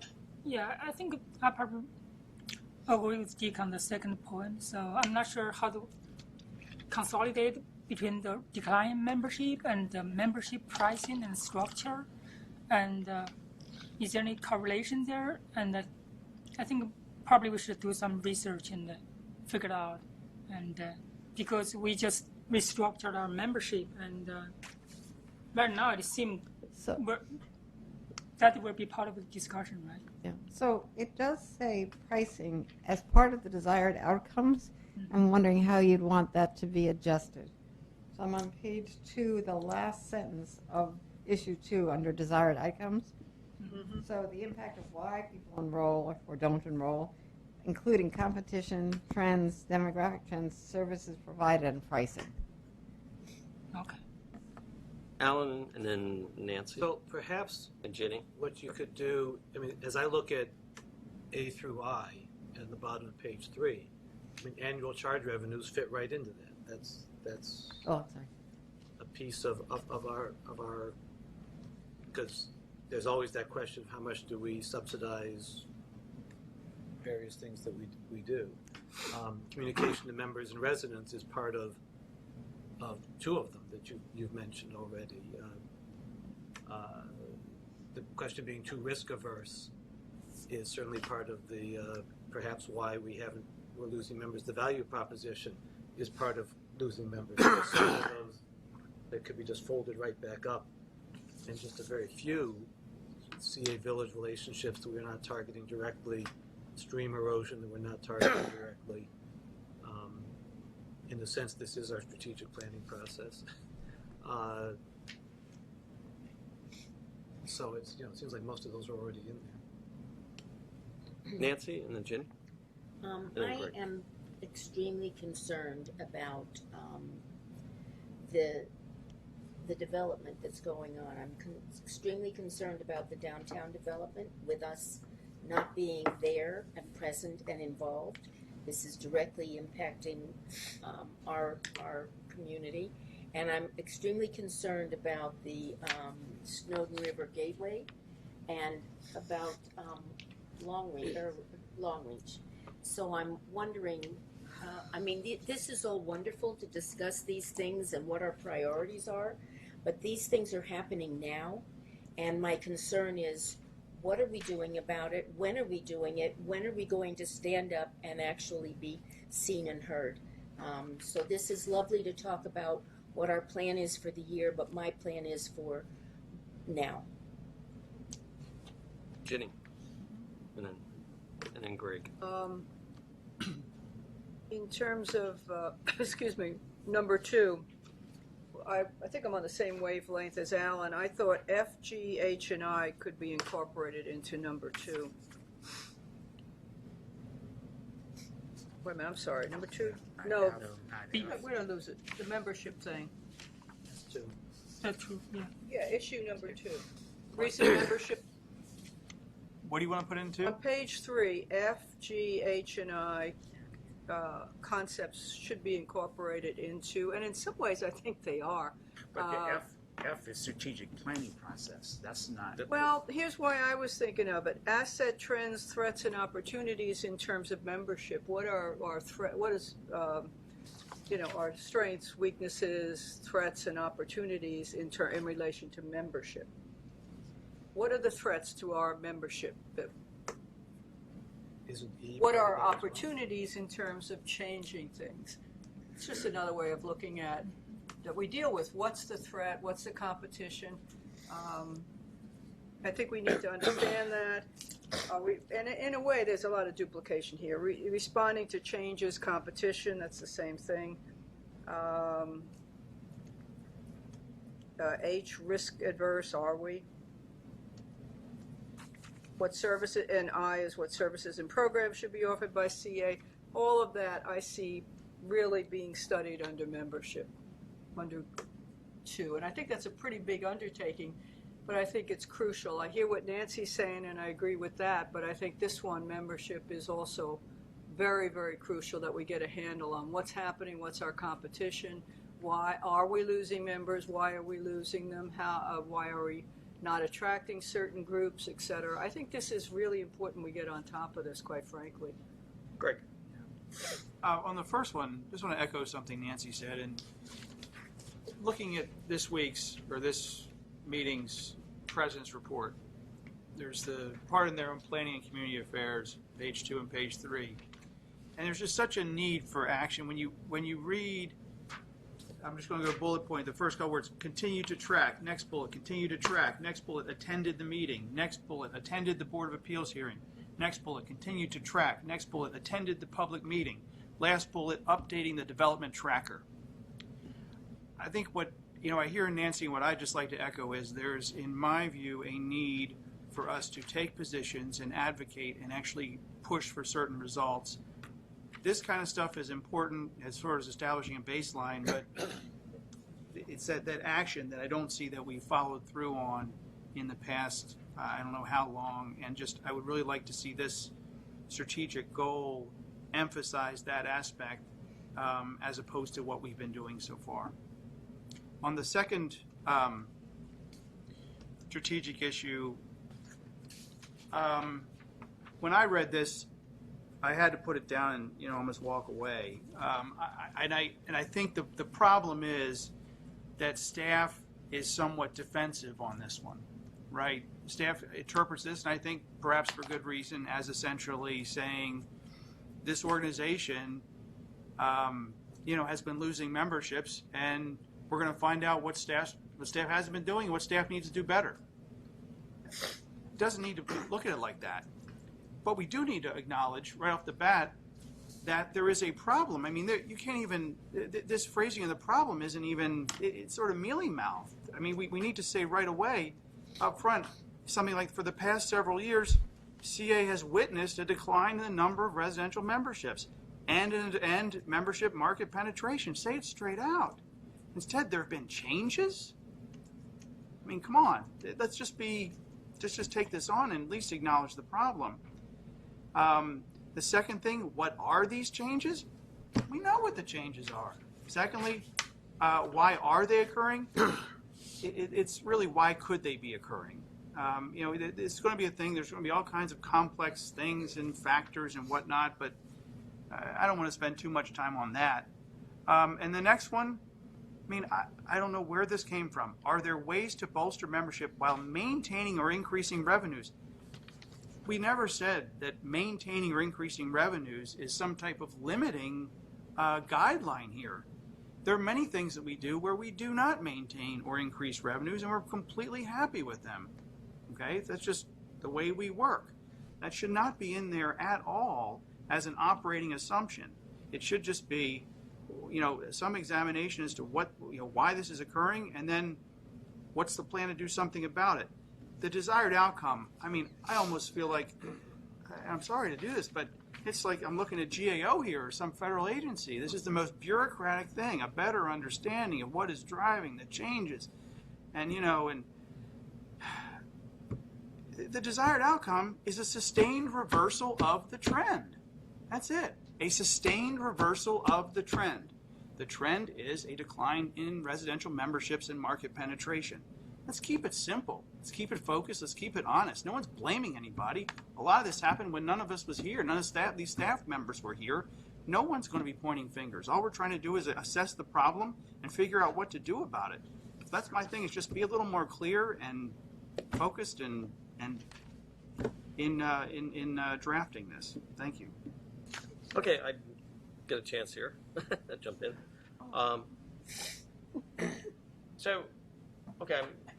hearing the board, and it sounds like the 4 items seem to be what the board would like to focus on for next year. That's what we've all been talking about. So if we assume that those 4 are the ones we're going to do, number 4 is already underway, and it's just make sure that when they get the report, that the board does actually consider the report and discuss it and work on it. For the other 3, I do think that we need to basically kind of narrow the scope to focus on some definite type of activities. I mean, part of the problem is when you add everything in, there's no way we're going to look at everything under one of these. I mean, but for like number one, the continued redevelopment of Columbia, okay, sure, we want to maintain a role, but I would urge the board to think that we should focus specifically on the three areas: Gateway, the Long Reach Village Center, and the downtown Columbia, okay, and figure out exactly what we would like to see in those areas. Kind of what's our vision? I'll say that.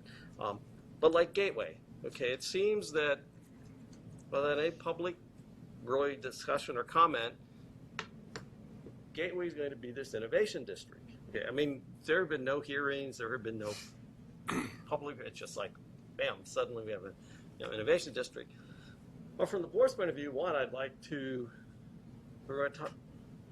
target Gateway. I would say, well, one, what is an innovation district? What do they mean by it? Two, where can we influence the decisions that are going to be made on that? And three, is that the right decision? Or do we think that an innovation district does not fit into the Columbia as we envision it? Yeah, I mean, truthfully, if you think about it, Gateway, the proposal for Gateway is the first non-Rouse major change to Columbia, because downtown was always envisioned. I mean, we always knew we were going to do downtown. But Gateway was never. I mean, Gateway was industrial. I mean, from day one. And so this is a really, really big change. And I think from the board's point of view, we need to really sit down and think about, is that the change we want? And if so, how does it fit into Columbia? And how can we get input early? Because my problem is, if we don't get input early in the process, then it's like waiting till the bulldozer shows up at the property, and then you say, oh my goodness, I didn't know they were building. Yeah, I mean, these things go on for years. Even Alan said this is maybe a 20-year project, which is fine, but boy, if you get in to the early time. You're talking Kittleman? Yeah, Kittleman. I'm sorry. I just I'm sorry. Oh, yes, I'm sorry. Our county exec said he envisions this as perhaps like a 20-year project, which is fine, but it would be really good to be in at the very early planning stages because you can make the most effect. And if you think about it, I believe CA is one of the largest, if not the largest, landowner in Gateway. So I think we need to focus more clearly on. I picked Gateway because it's near and dear to my heart, and I can see lots of impact on Columbia overall. Long Reach because it's a village center that needs to be revised. We thought we had a plan. There are others in line behind. I mean, Oakland Mills, Owen Brown, that's going to happen. They're going to have to get redeveloped. And so, that's why I think of focusing on Long Reach, because it's the one right there. Not to put Hickory Ridge aside, but it's just that Hickory Ridge is doing okay. It's like Long Reach is not. Well, Harper's Choice will be Harper's at Choice some will be point too. So I really would like us to focus on that. The second thing on the membership, I think maybe what the board should really focus there is we can talk about all these things, but kind of like, what's the realistic penetration target for our membership?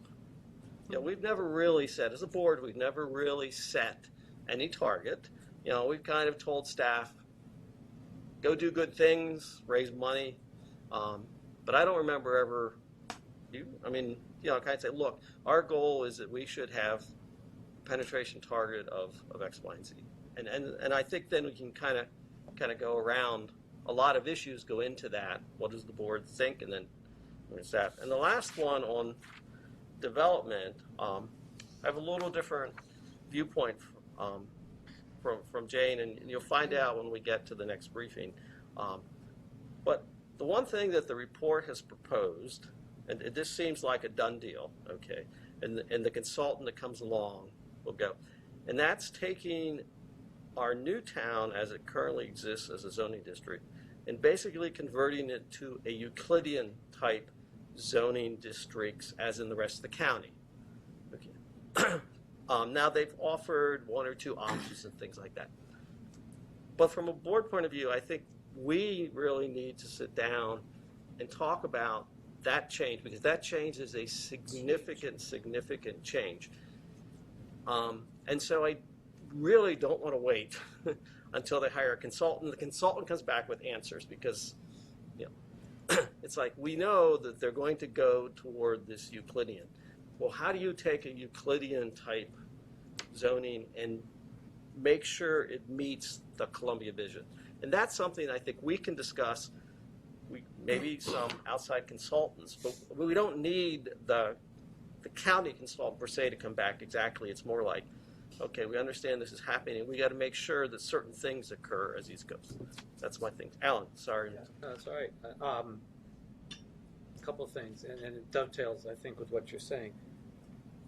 I mean, with you exactly, which is why I wanted to get in early rather than later in the process, because I think we are large landowners, and we are more than large landowners. We are, at least in many people's eyes and many people in this board's eyes, part of the keepers of the Columbia vision and values, and we speak for that, and that's something we should be doing early and often, and not waiting to just talk about specific things.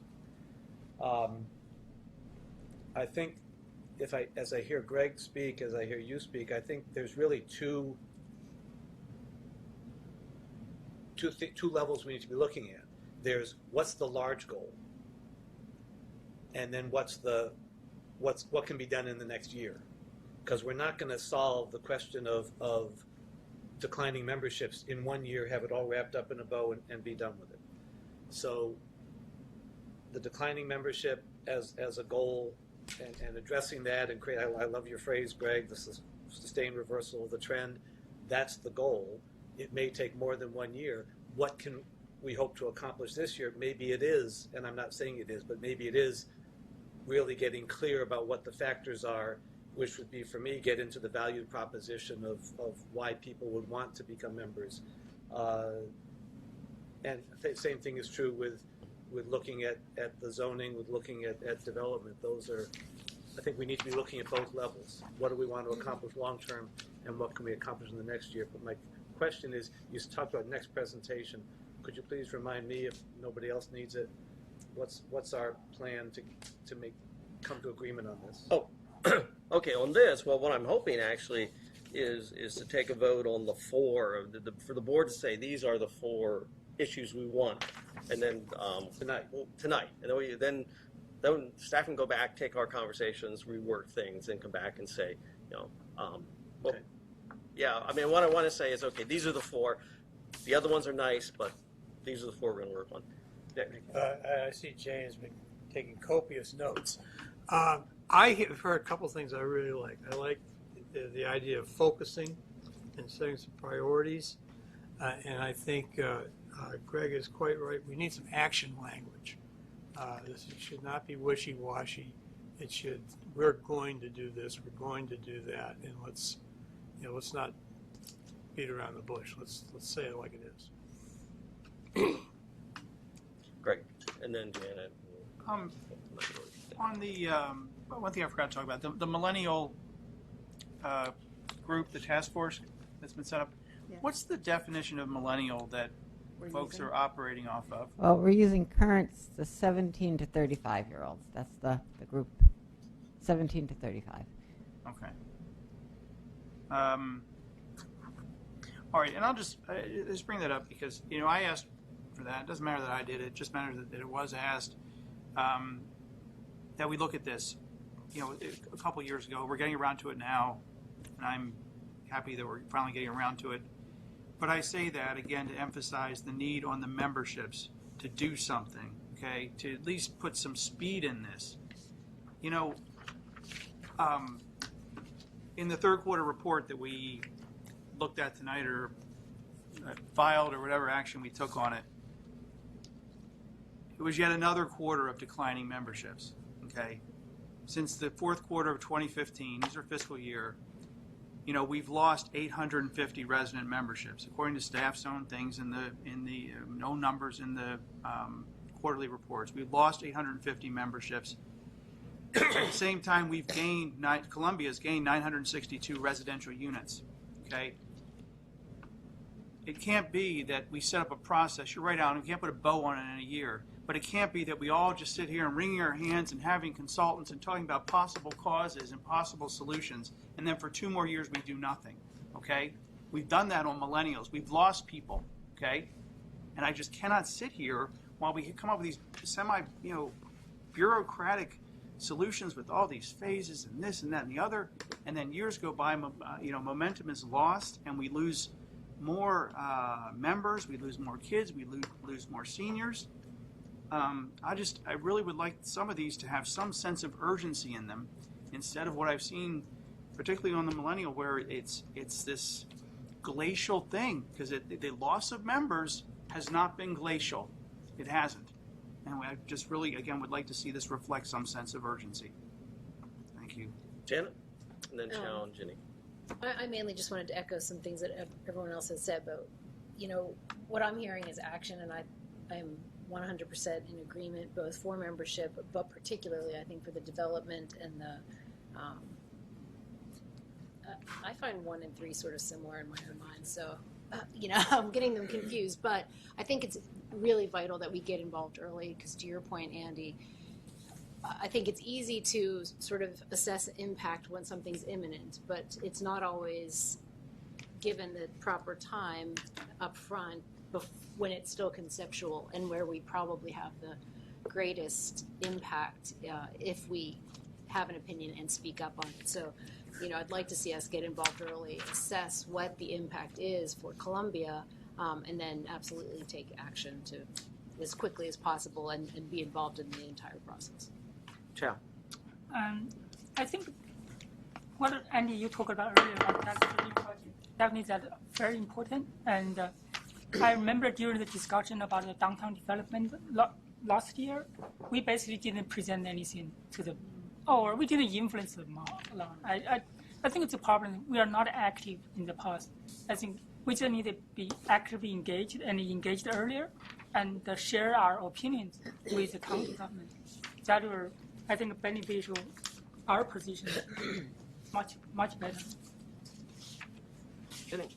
Yeah, in terms of the membership, I guess I do not understand why we can't roll number 4 into number 2. And as Paul Vachinsky said, all right, millenniums you study, but why not study seniors? And why not just what's wrong with declining membership? What populations are we losing and why?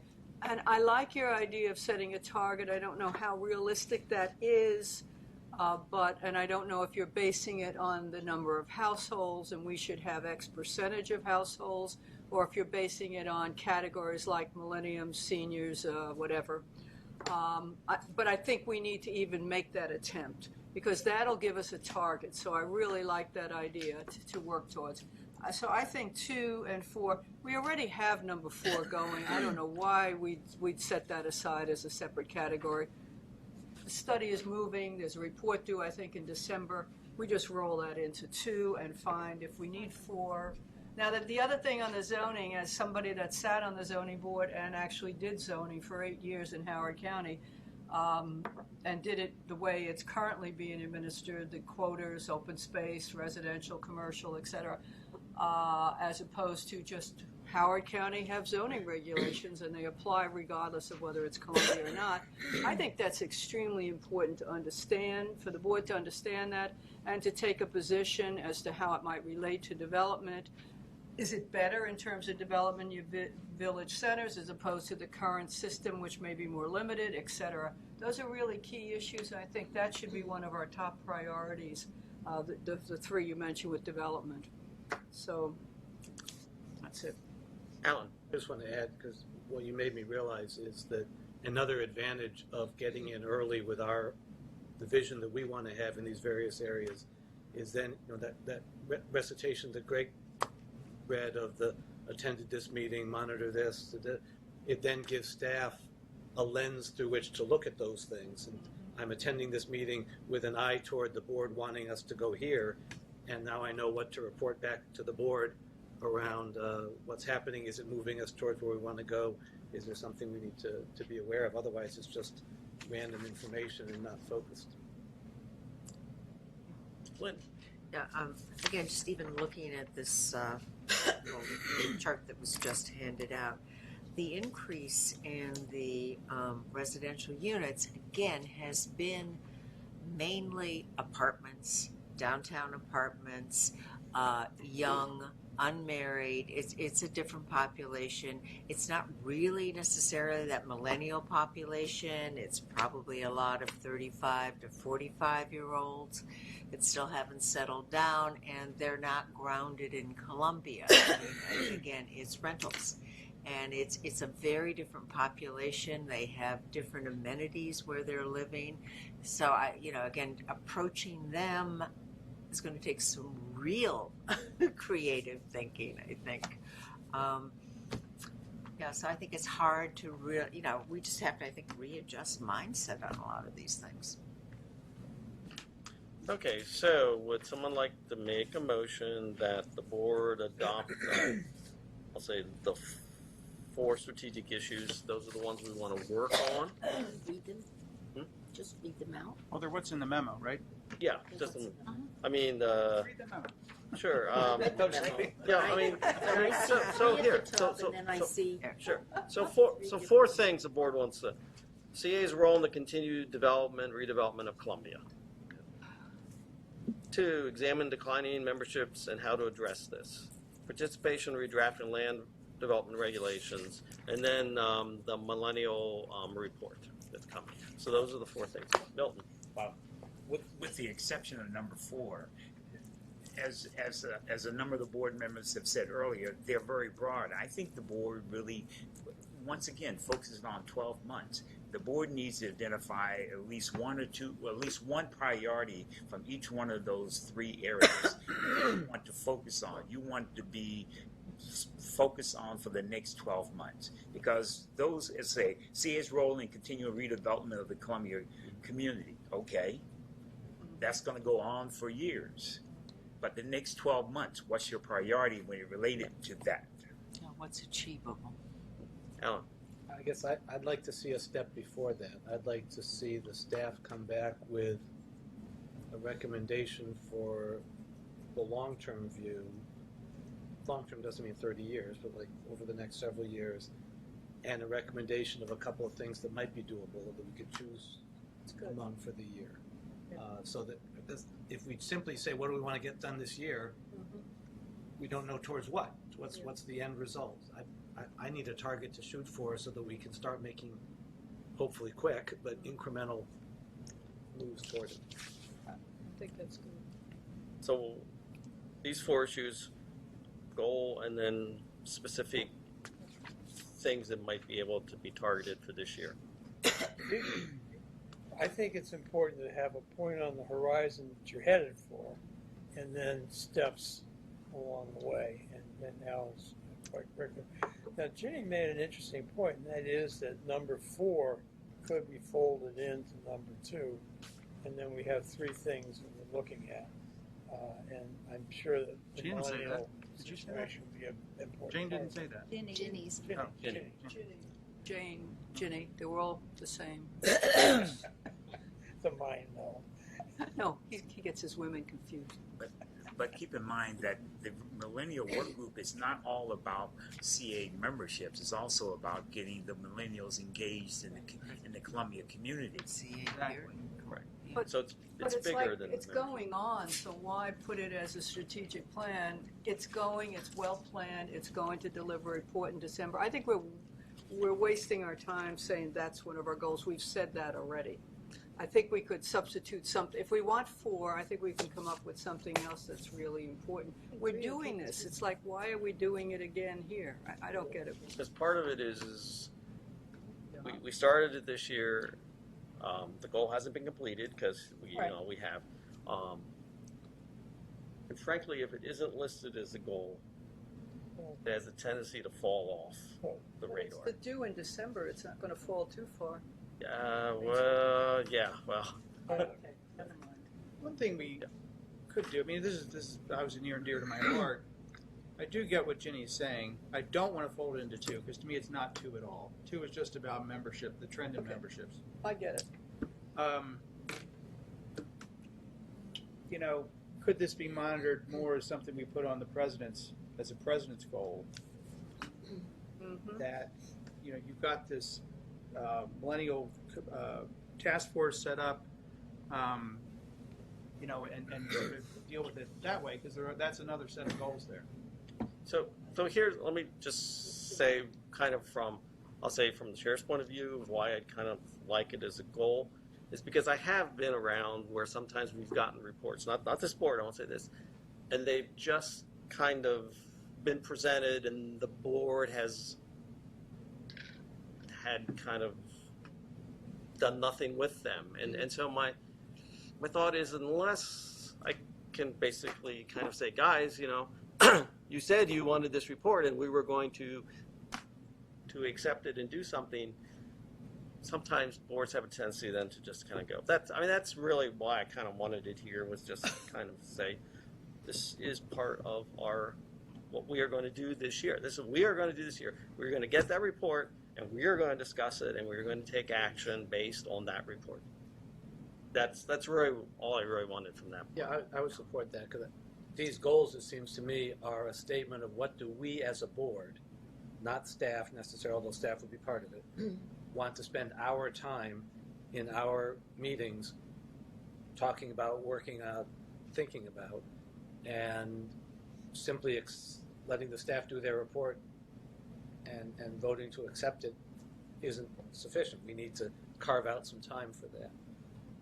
So it is an ongoing piece that is on it's a rock on our schedule that we got to deal with, and we got to make sure we leave time for it and emphasis on it.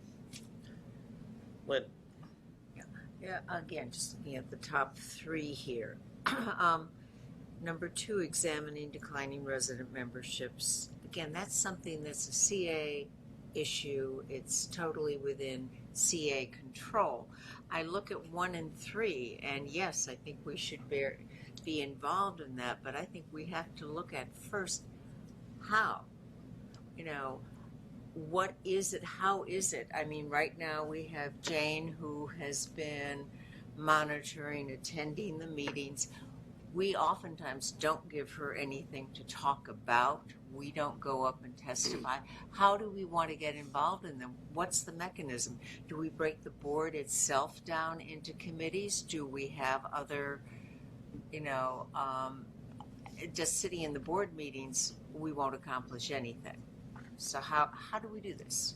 Now, these are things that are not within our control. These are things where we want to participate in a process that involves a lot of other entities. Yes. I think we squander whatever power, and I use the term very loosely, that the CA board has. I think we become pretty ineffective when it comes to taking a position on important things such as Long Beach development. I think that we need to sit in a board meeting or wherever we're going to sit, and we need to hash it out, talk about it, and come up with a decision as to exactly what we're going to do about the Arts Center and about the CA, the Village Center. And we need to do it yesterday, not tomorrow, because these decisions are being made. I know this is an open meeting, but I'm saying it anyway. It needs to be said. And we need to take a stand. We need to write a letter, and we need to show the county what our position is. We need to let Mr. Arminger know what our position is. We need to let everybody know what our position is. Because if we don't use our voice, we might as well not be here. Here, here. Absolutely. Well, responding to what Lynn said, one of the first steps we could do is every month the board gets a development tracker. We could allocate 15 minutes at our work session for the board to go over that development tracker and identify any project that you say, staff, we want this to be a particular focus on it, or give us direction on it. What is it that, based on that 15-minute discussion, what do you want us to do the next step when it comes to this particular project that's within Columbia or within nearby Columbia? I like that. I think that's a great idea. We need to do that. Then we'll start reading it. Again, are we advocates? Are we directors? How do those roles fit? If we if we decide we want to be advocates, then we really have to go out and be attending these meetings ourselves too. We can't necessarily depend on staff reports. Those are, I mean, we've got to be there ourselves, and that's a whole different role. Is that the appropriate role for a director? Is that, how does that fit with what we're supposed to be doing? Because if we're really going to be effective in this, we have to be, I think we all individually have to be much more involved. Al? Yeah, I guess I'm not sure I completely agree with that. I agree. I would love us to be more active. I would love us to be more advocates, us as individuals and us as a board and us as an organization. I think the thing that I'm not hearing in Milton and what you said, which I think would be great, spend 15 minutes on the development tracker, to me is a good operational touch point, but I'm still not hearing the strategic thinking in there. I'm still not hearing the goal. I'm still not hearing the what do we as a board want to see, whether it's we want to make sure that Newtown zoning remains Newtown zoning and different from Euclidean zoning, and we want to advocate for that. And so we're looking at projects with that and meetings with that eye. Are we looking at what do we want to see writ large in downtown? So we're looking at, and elsewhere in Columbia, so we're looking at projects with that eye. What do we want to see in Gateway? So we're looking at things there with that eye. We've got to have that vision. Otherwise, simply looking at projects, it's going to be hit and miss. Oh, that one strikes me as something to look at. Why? Who knows? Because it hit me. We don't have a vision. Jenny, and then we're going to have to wrap up this. Yeah, I think what I heard Andy saying, or well, at least what I would like, just take the Newtown zoning and the changes in the county zoning, is for have us become better educated on exactly what are we talking about. Exactly. What are the consultants saying? This is what exactly Newtown zoning is now. This is what does work in other areas, so that we all are then at the same level in terms of understanding zoning, which is extremely complex. And then we can create a goal for ourselves and make a decision. No way this board can make that decision right now. Absolutely no way. Now, Long Reach is different because we have a responsibility economically in terms of our organization, right?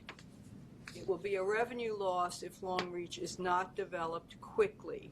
If it's going to take a long time, it's a revenue loss to our bottom line. If we even just approach Long Reach on that, it's fiscally responsible board of directors. And that is something we are obligated to do right now. So that we don't have to understand the zoning or anything else. It's a matter of the planning board approved it, the planning staff approved it. They're the ones that understand the zoning. Okay, so let's go back because we're going to have to run this out real quick. So look, is there a motion for those 4 top issues? Dick made the motion. I'll second. Greg seconded. Any further discussion? All those in favor? Unanimous. Okay. So staff has it, but those are the 4. We need kind of like a more long-range goal. We need some specific kind of objectives for those that are doable within a year. And maybe we can get something back, like next month. Well, let's see what we can do. Yep. All right. Jane, you want to give a really quick overview of the consultant's report? What is the board's desire? We do have... So what I'd like is if you could just focus on the Newtown part. I hate to say it. There's a lot of good things in there, but the Newtown, because the proposal coming back is basically a change from what currently exists to options. So that is what this presentation does. It does focus on Newtown, but a few things that are important to us that are happening in other places in the regulation. I could do it with a.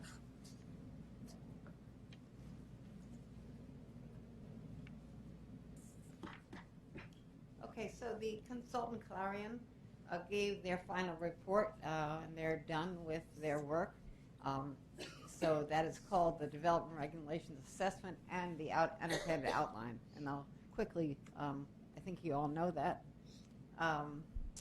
So the report is lengthy but easy to read, in my opinion. You can breeze through it. and there is an executive summary. Both of those are on the website. So it evaluates the strengths and weaknesses, but the second part of it will be really when the rubber meets the road, taking these assessment and crafting a new ordinance. So that this sets the frame for that. So they called it that they did two parts of phase one, which is the diagnostic, and they looked at not only zoning but subdivision and so forth. And then they, based on what they found, they made a new outline for how the Unified Development Ordinance, which is fancy speak for putting the zoning and subdivision regulations and others together, which is now kind of common practice around the United States. And they have an outline for how that would be done. So just like an outline of any new document. Uses some things but reorganizes and simplifies as they have thought necessary, because our ordinance has been added on too many times.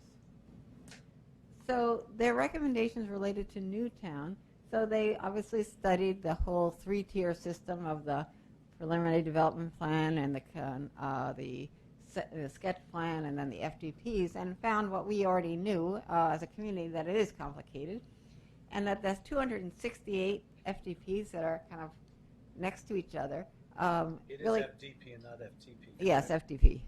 FTP is that kind of gasoline or something. It's a computer science word. Yeah. So FTP. So and the process that we have is different. Of course, we know that from the rest of the county. But the FDPs were set down, some of them in the 1960s and 70s, many of them a little bit later, and they reference things that are no longer existing. So yes, our Newtown is totally flexible. It was at that time. But as the FDPs got set down, that was kind of what was allowed on that group of area, that area. And sometimes it says, and as we know, and you've had testimony, compatible with but not inconsistent. I mean, all this language that there's just doesn't mean anything. So it's hard to administrate. And also it refers to you can have everything in M1, or you can have everything in CV2, but those have changed over the years. So that's not good practice to refer to another ordinance, part of the ordinance like that, another use table. So it's complicated. The issue of the original petitioner, we know this issue. It has been resolved in downtown and the villages, so you no longer have to go back to HRD to change your land use. How can that possibly be that I'm a landowner and I have to go to another landowner to get permission to change the PDP for Columbia? It made sense when one person, one firm owned all the land, but it just doesn't make sense. And so the council had done away, the zoning board has done away with all that for the downtown and the villages, but we still have it for the rest of Columbia.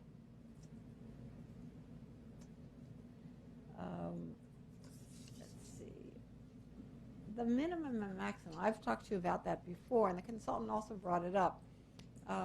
So the only ordinance, the only zoning district in our code, and they say it's not seen very, very infrequently, it's seen in the United States, is that overall every property that's zoned a certain thing has to be added up, and you have to have a minimum and maximum percentages of land uses.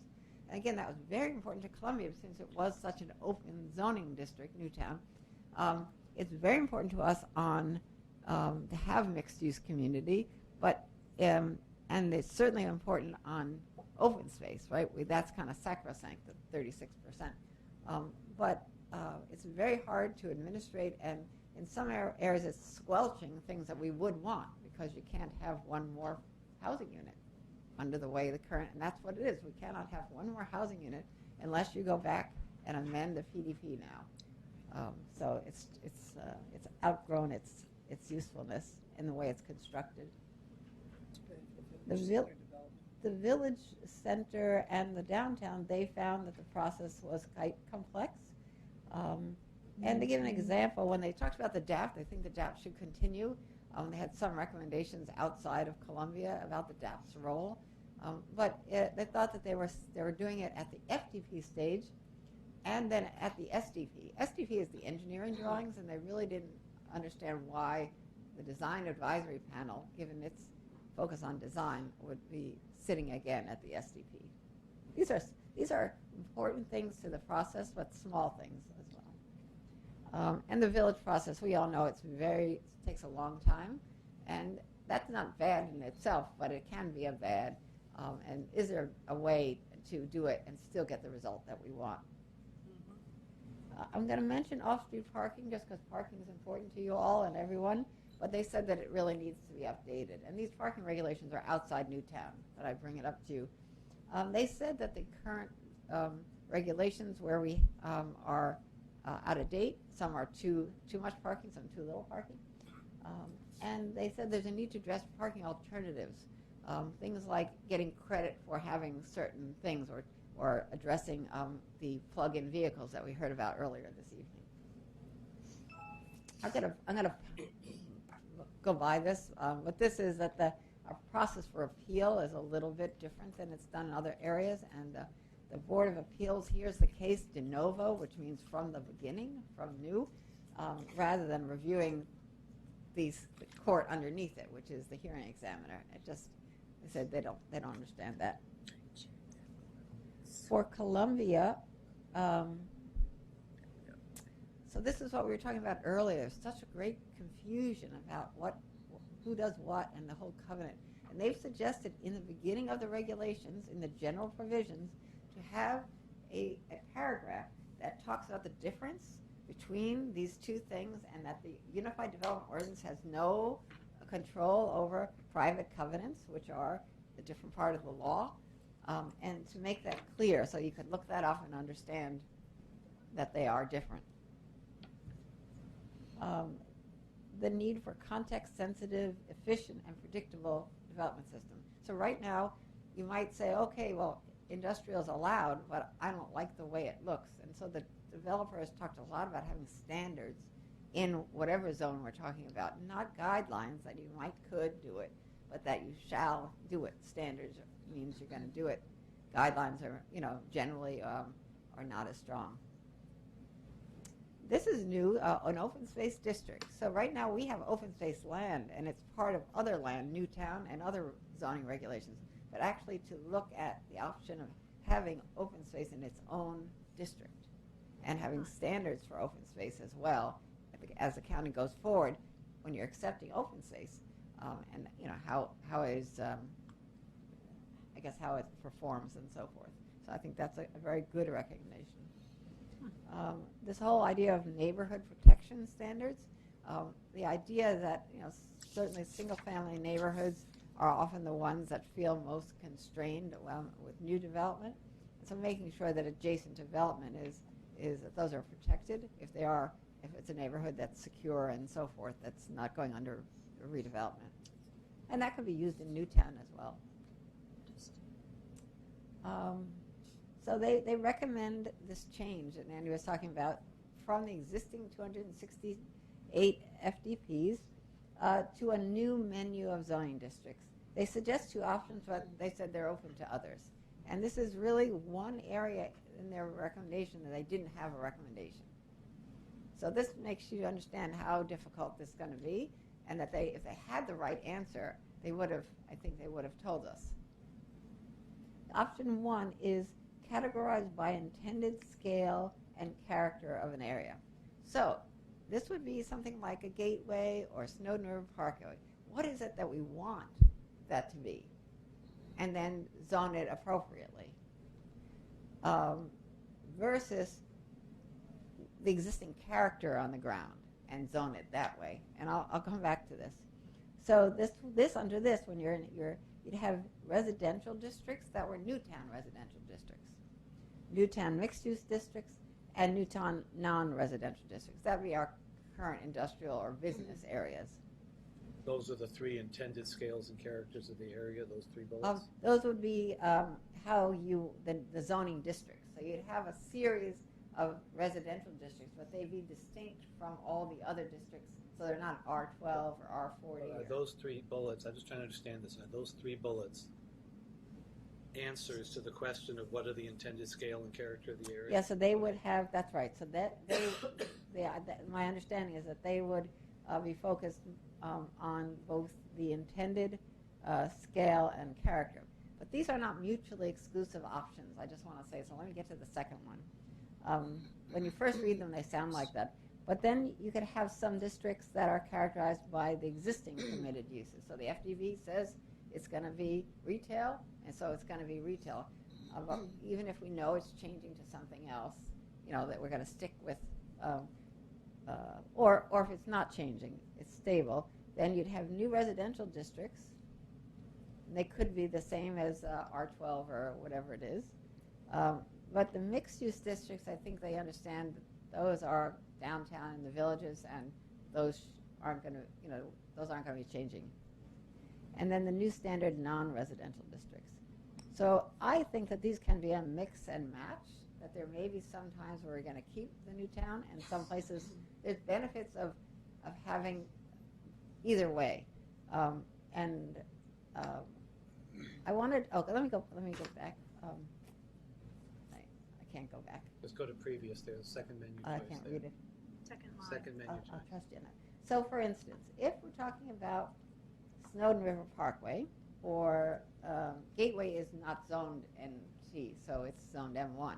So, but if you're talking about Snowden River Parkway, you really don't want to be characterizing by the existing uses necessarily, right? I mean, it may have been turned away from what we want, but you really, really want to be, maybe having more influence on that area. It's still in flux.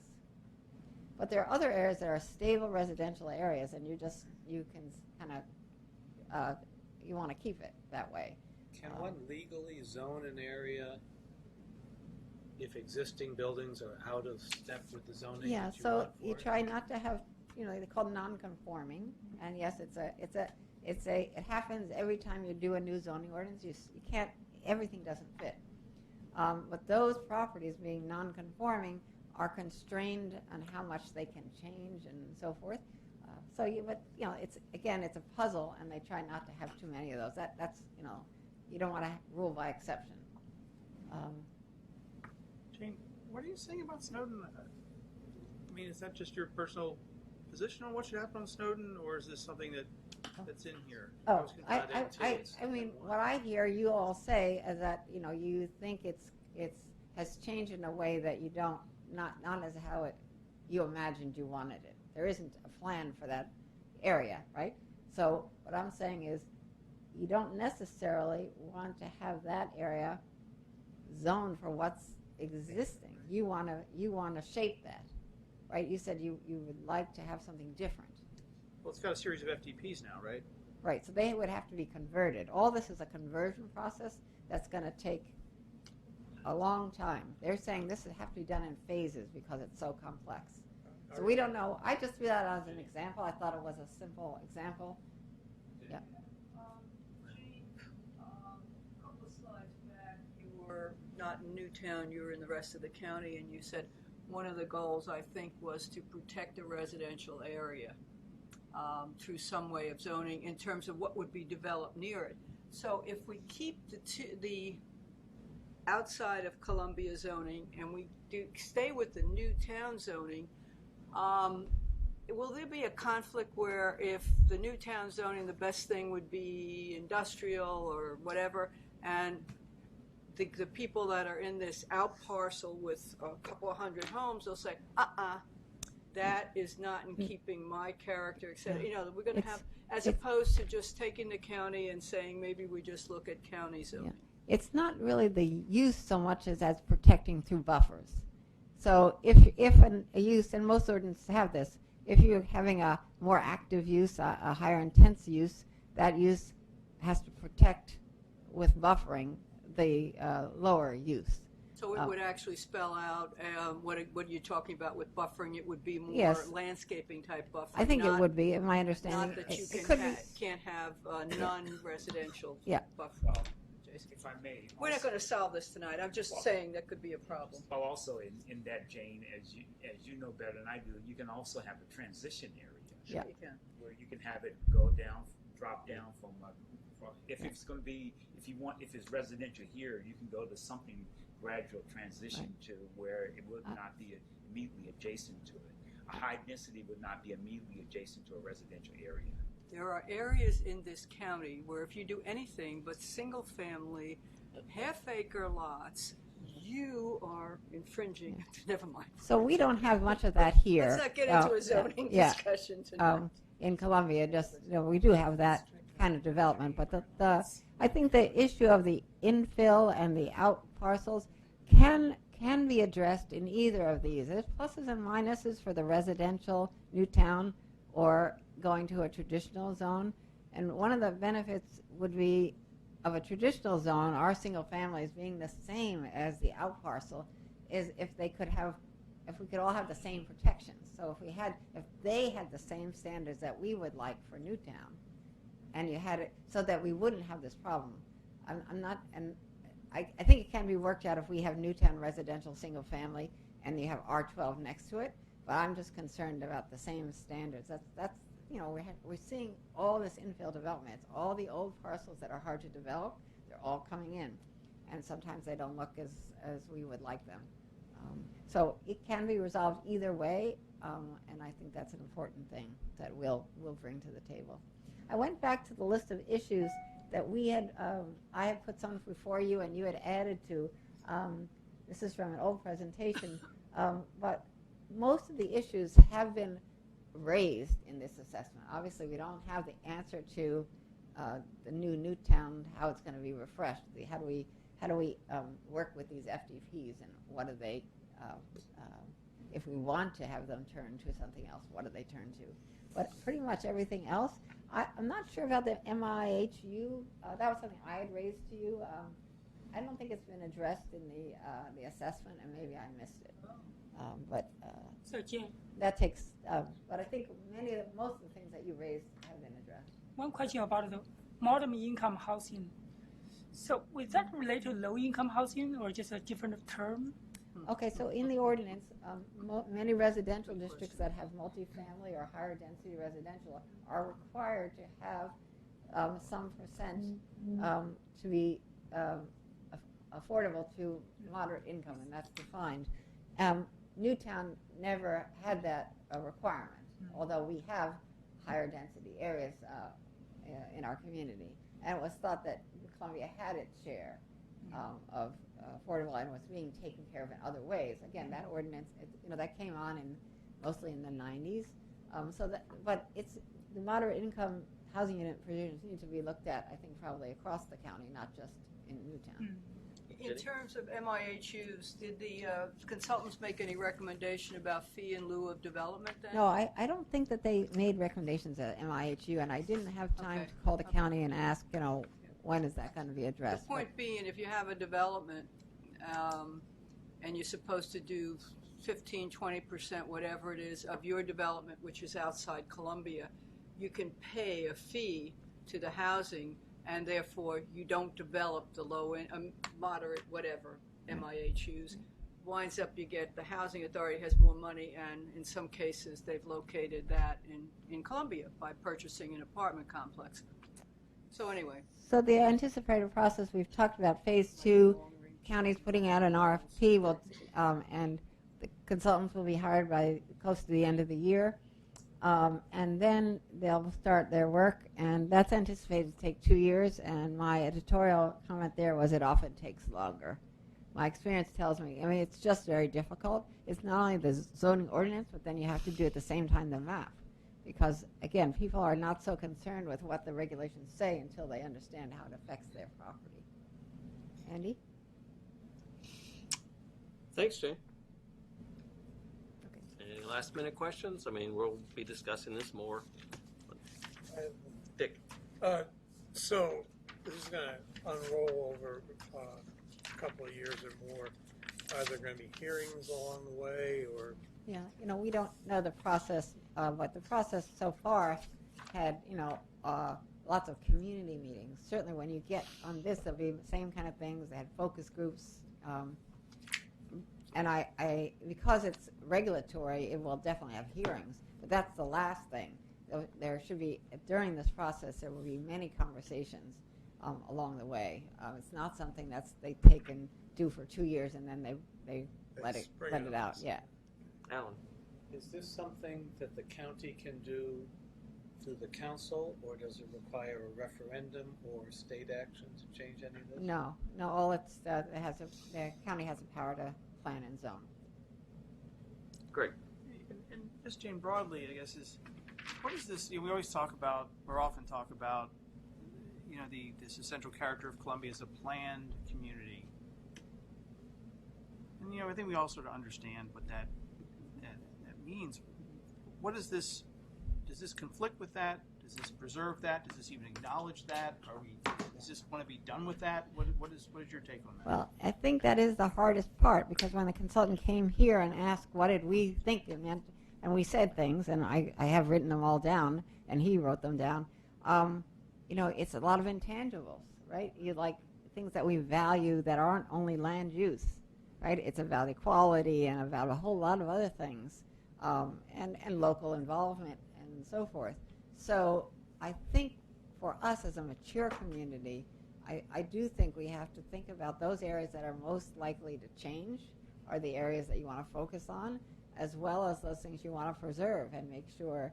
So I think this is neutral on that, in the sense until they craft the ordinance and we make sure that it has the right standards. I can't answer that. I mean, this is just an outline. Nothing offends me in this. I think they did a good job. Nothing concerns me. Like, there's not, and we've played a pretty big role in this from the beginning, in talking to the consultant, writing briefs, reviewing drafts of this. So I'm not concerned about it. But I think we, as you all have spoken about today, need to better articulate what is the planned community that you value, because some of it was about parkways, right, and the view of this community, how it looks. So that's to make sure the landscape ordinance is up to date, right, and the standards for the development standards. Those are very important, and I think this consultant gets that. Well, it was more about land use, right? It was more about, this is going to be the industrial area, and we expect this to stay the industrial area, and not have little things coming in and challenging that. Right. So does this proposal, taking away the FDPs and warping them into something else, I do see, trying to be optimistic, maybe naive, that there is room to maintain that kind of planned community just under a different regime. Yeah. I would say to you, the industrial is very good, because we have very few industrial areas anymore. As the consultant has explained, industrial in 1960 was fabrication as well as distribution and other things. And we have distribution, but we don't have a lot of fabrication. And so that's why he's called these non-residential, whatever you're going to call it, because it's not the mixed-use area, it's not downtown, it's these areas. And we will have to help define those, because we have seen, because the FDP perhaps are too broad or too nebulous in some cases, we've gotten a whole lot of different uses besides industrial. Now, there's probably not enough industrial to actually fill up those areas. That's why they've turned. But the guidance isn't there either. So I think, again, the planning studies that have not yet been done with Snowden, Dobbin, and Gateway, those need to be done, where these are areas in flux, and there isn't a vision for those. And I know that the economic development wing of the county government is working on Gateway, but the planning department hasn't started on it yet. And the plan they have a consultant that they'll be hiring and working on that with the community. So there's a wish of landowners in Gateway to have something different than they have. But the zoning is still M1. So it needs to, change over time to represent, what the future of that is. Thanks, Jane. All right, tracking forms, any questions? Talking points. Can I say something about the tracking forms? Sure. When board members ask questions in emails and say, Milton, can you look into this, or whatever, Are those things, like, what's the process to get those things onto tracking forms? I think they often get lost in questions that board members ask, just, fade away. Like, what procedure do you want us to follow because this is not happening, to get things on the board member tracking form? I guess the biggest thing for me is that I want to know that if for example, using you pose a question. If Greg posed a question, is it something that the board wants to put on the tracking form as opposed to Greg wanting to put on the tracking form? See, the board has never made that decision. Usually Nancy can just say, I want to know X, and it's on there. Really? Well, see, and that's just my opinion because, as I said, I thought the board would be working as a body. If Greg wants something and the other 9 doesn't, does it still mean it's going to be on the tracking form? It historically has meant exactly that. It's never been a board vote.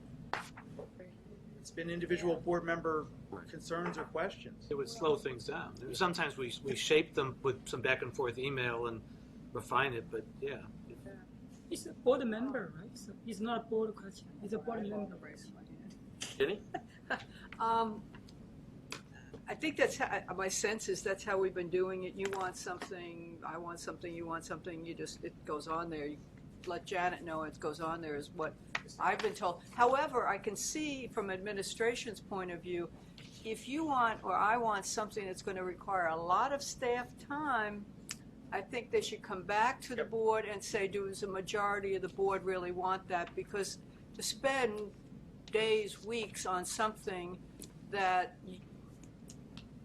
well, I guess one person, I'm sort of ambivalent about it. It may be really important if one person wants it, but if it's going to require a lot of staff time, I think maybe it needs to be set in some priorities where the board then interacts. If it's something real simple and it's maybe a couple hours work, It's a different for me than posing a question that we can respond to, as opposed to asking us to compile this information, or because, as I said, I look at this as a body, and if one person wants it and the others, whether they're vocalizing or not, do not want it, it's not, you're not working as a body. well, especially if it's a lot of time.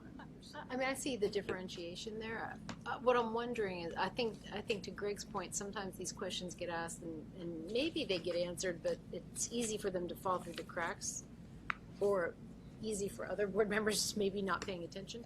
But what I'm wondering is, could we create something separate from, I'm not trying to create extra work, but I'm just wondering if there's some way to create a Google Doc or something like that where we track our questions.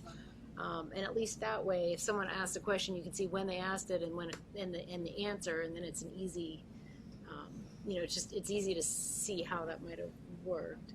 Well, normally what we try to do, for example, Janet, you pose a question, we respond to it. Correct. Yeah. To me, that's different than saying issue. than put in a project or because generally the practice is, if Janet poses a question, then we respond to it and we copy all the entire board.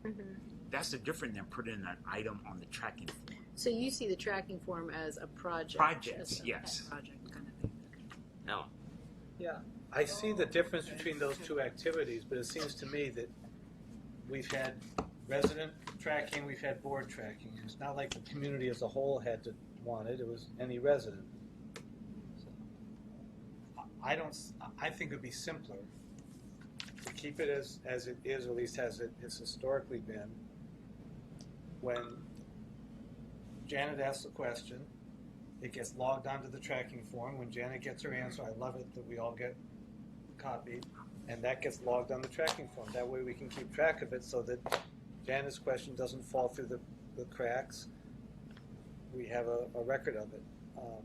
And if it's a longer-term project, I absolutely agree that there needs to be pushback from the staff. If you were to say, wait a minute, that's beyond the scope of what we can do. That's going to require the board to make that decision. That's going to be part of the process. But I don't see a reason for a separate document. That's just my preference. We just keep it on the current document, but do use the document for that purpose. I think Janet has a really good point in that I was reading this today, and it always says email sent to the board 6:30, 17, 7:25, and I'm thinking, okay, I got to figure out where that is. Did I read it? Didn't I read it? It would be really nice to be able to somehow click on something and really see what that email said. Andy, has he done? You can't do that. I don't know how you do that right now. You got to go through all your emails. You see, the last thing on the board request tracking log is a question from me back in August. Yeah. You know, there have been a few board questions since then. Okay. They haven't been project kind of things. Like a project thing, you see, for example, whole board number 4 asked for, hey, give us this presentation on how these different entities fit together. But again, the rest of these things have been individual board members. They've always been handled this way. I wish we could, again, go back to this. And I agree with you, Milton, if something does look like it's more of a project kind of thing, then it seems like the president should work with the chair and then come to the board and say, hey, does the board want staff to do this? If so, we want to vote. But most of these questions aren't of that nature, it seems to me.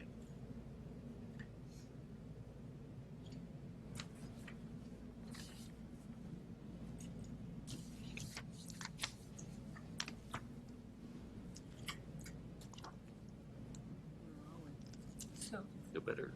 Do we have any kind of commitment Yeah, on we'll have that? to we'll have to do a better tracking. I have a question. Yeah. So does that mean every single question would be on here then? Is that right? I think the point is, like if a board member said, I want to put this in the tracking form, then you put it in tracking form. A lot of questions you don't need to do that, right? It's just a simple answer. And if a board member said, can you put this in a tracking form? I think you just should put that in tracking form because he may think that's an important question and he doesn't want to lose track of that. I think it's not, there are not so many questions, right? Maybe just 1 or 2 per month. It's simple, very easy, straightforward. No. I mean that makes sense. To me. If the board member says, I'd like this to be on the tracking form, then we can put it on. But just like today, Janet posed a question about something related to the financials. And Susan responded immediately, then later today it was more detailed. That didn't go on the tracking form. That's fine. And plus, I wouldn't want it to be on the tracking form if we can be much more responsive to it. The tracking form is almost like a holding place where you receive it, and then we say, well, in 3 weeks we'll provide you the information. Sure. But the question that was posed, we got a response by the end of the day. So my point is, I think most board members understand that. But if a board member said, can you put it in a tracking form in case you lose track of that, then the staff should put that in the tracking form. There are not so many. How about if when a board member wants something on the tracking form that the very top line says, please put this in the tracking form? Is that? I mean, because sometimes I gotta admit, sometimes I get mixed up. I'm hearing also a second criteria, which that would be the first, that if the board member says I want it in the tracking form, that's the end of the story. Okay. If the board member doesn't say it, I think then I like the standard. If the staff can respond to it right away, then you need to hit the tracking form. But if the staff can't respond to it right away, rather than just put it off to the side for good reasons, I'm not saying there are always bad reasons, but then it goes on the tracking form because it's not been able to be responded to within whatever 24 hours, 48 hours, whatever the standard is. So then it is something that we can help keep track of it, the staff can keep track of it, it's not just out there floating. All right, so let's at least do the first one where first line saying, please put on tracking form. And that way, and make sure you do CC Janet. Because let's face it, she's the one who actually does this. You know, I mean, you know, if she doesn't see the email, it's never going to get on the tracking form. All right, talking points. The board voted to approve entering into discussions with the county, HRD, and other interested parties to contract with a consultant to develop a plan for CA to consider assuming responsibility for enforcing commercial covenants in the Columbia community. The board voted to approve 4 top strategic issues to focus on for the next 12 months. CA's role in the continued redevelopment of Columbia, examine declining resident memberships, how to address it, participation in redrafting the land development regulations, and to better understand how to serve and connect with young adults. The board heard an overview of the final report, development regulations, assessment, and annotated outline, prepared by Clarion Associates. Okay. All right. Is there a motion to entertain a closed meeting of the Board of Directors on March 22nd? So moved. I second. Nancy Chow, any discussion? You all know what all those in favor? Unanimous. Okay, is there a motion to hold a closed meeting of the Board of Directors on April 26th? Nancy, any discussion? Any second, Chow? Any discussion? Could you repeat the purpose? Yeah, employees and personnel, basically it's Milton's evaluation. Oh. Yeah, Oh. That's a good thing to I mean, do. that will be the purpose. There might be, if something else comes up in the meanwhile. I understand. You know, But but that's a good that's thing to kind do. of what the purpose is. Sort of what we do. Okay, so is Nancy and Chow, any discussion? All those in favor? Unanimous. Thank you.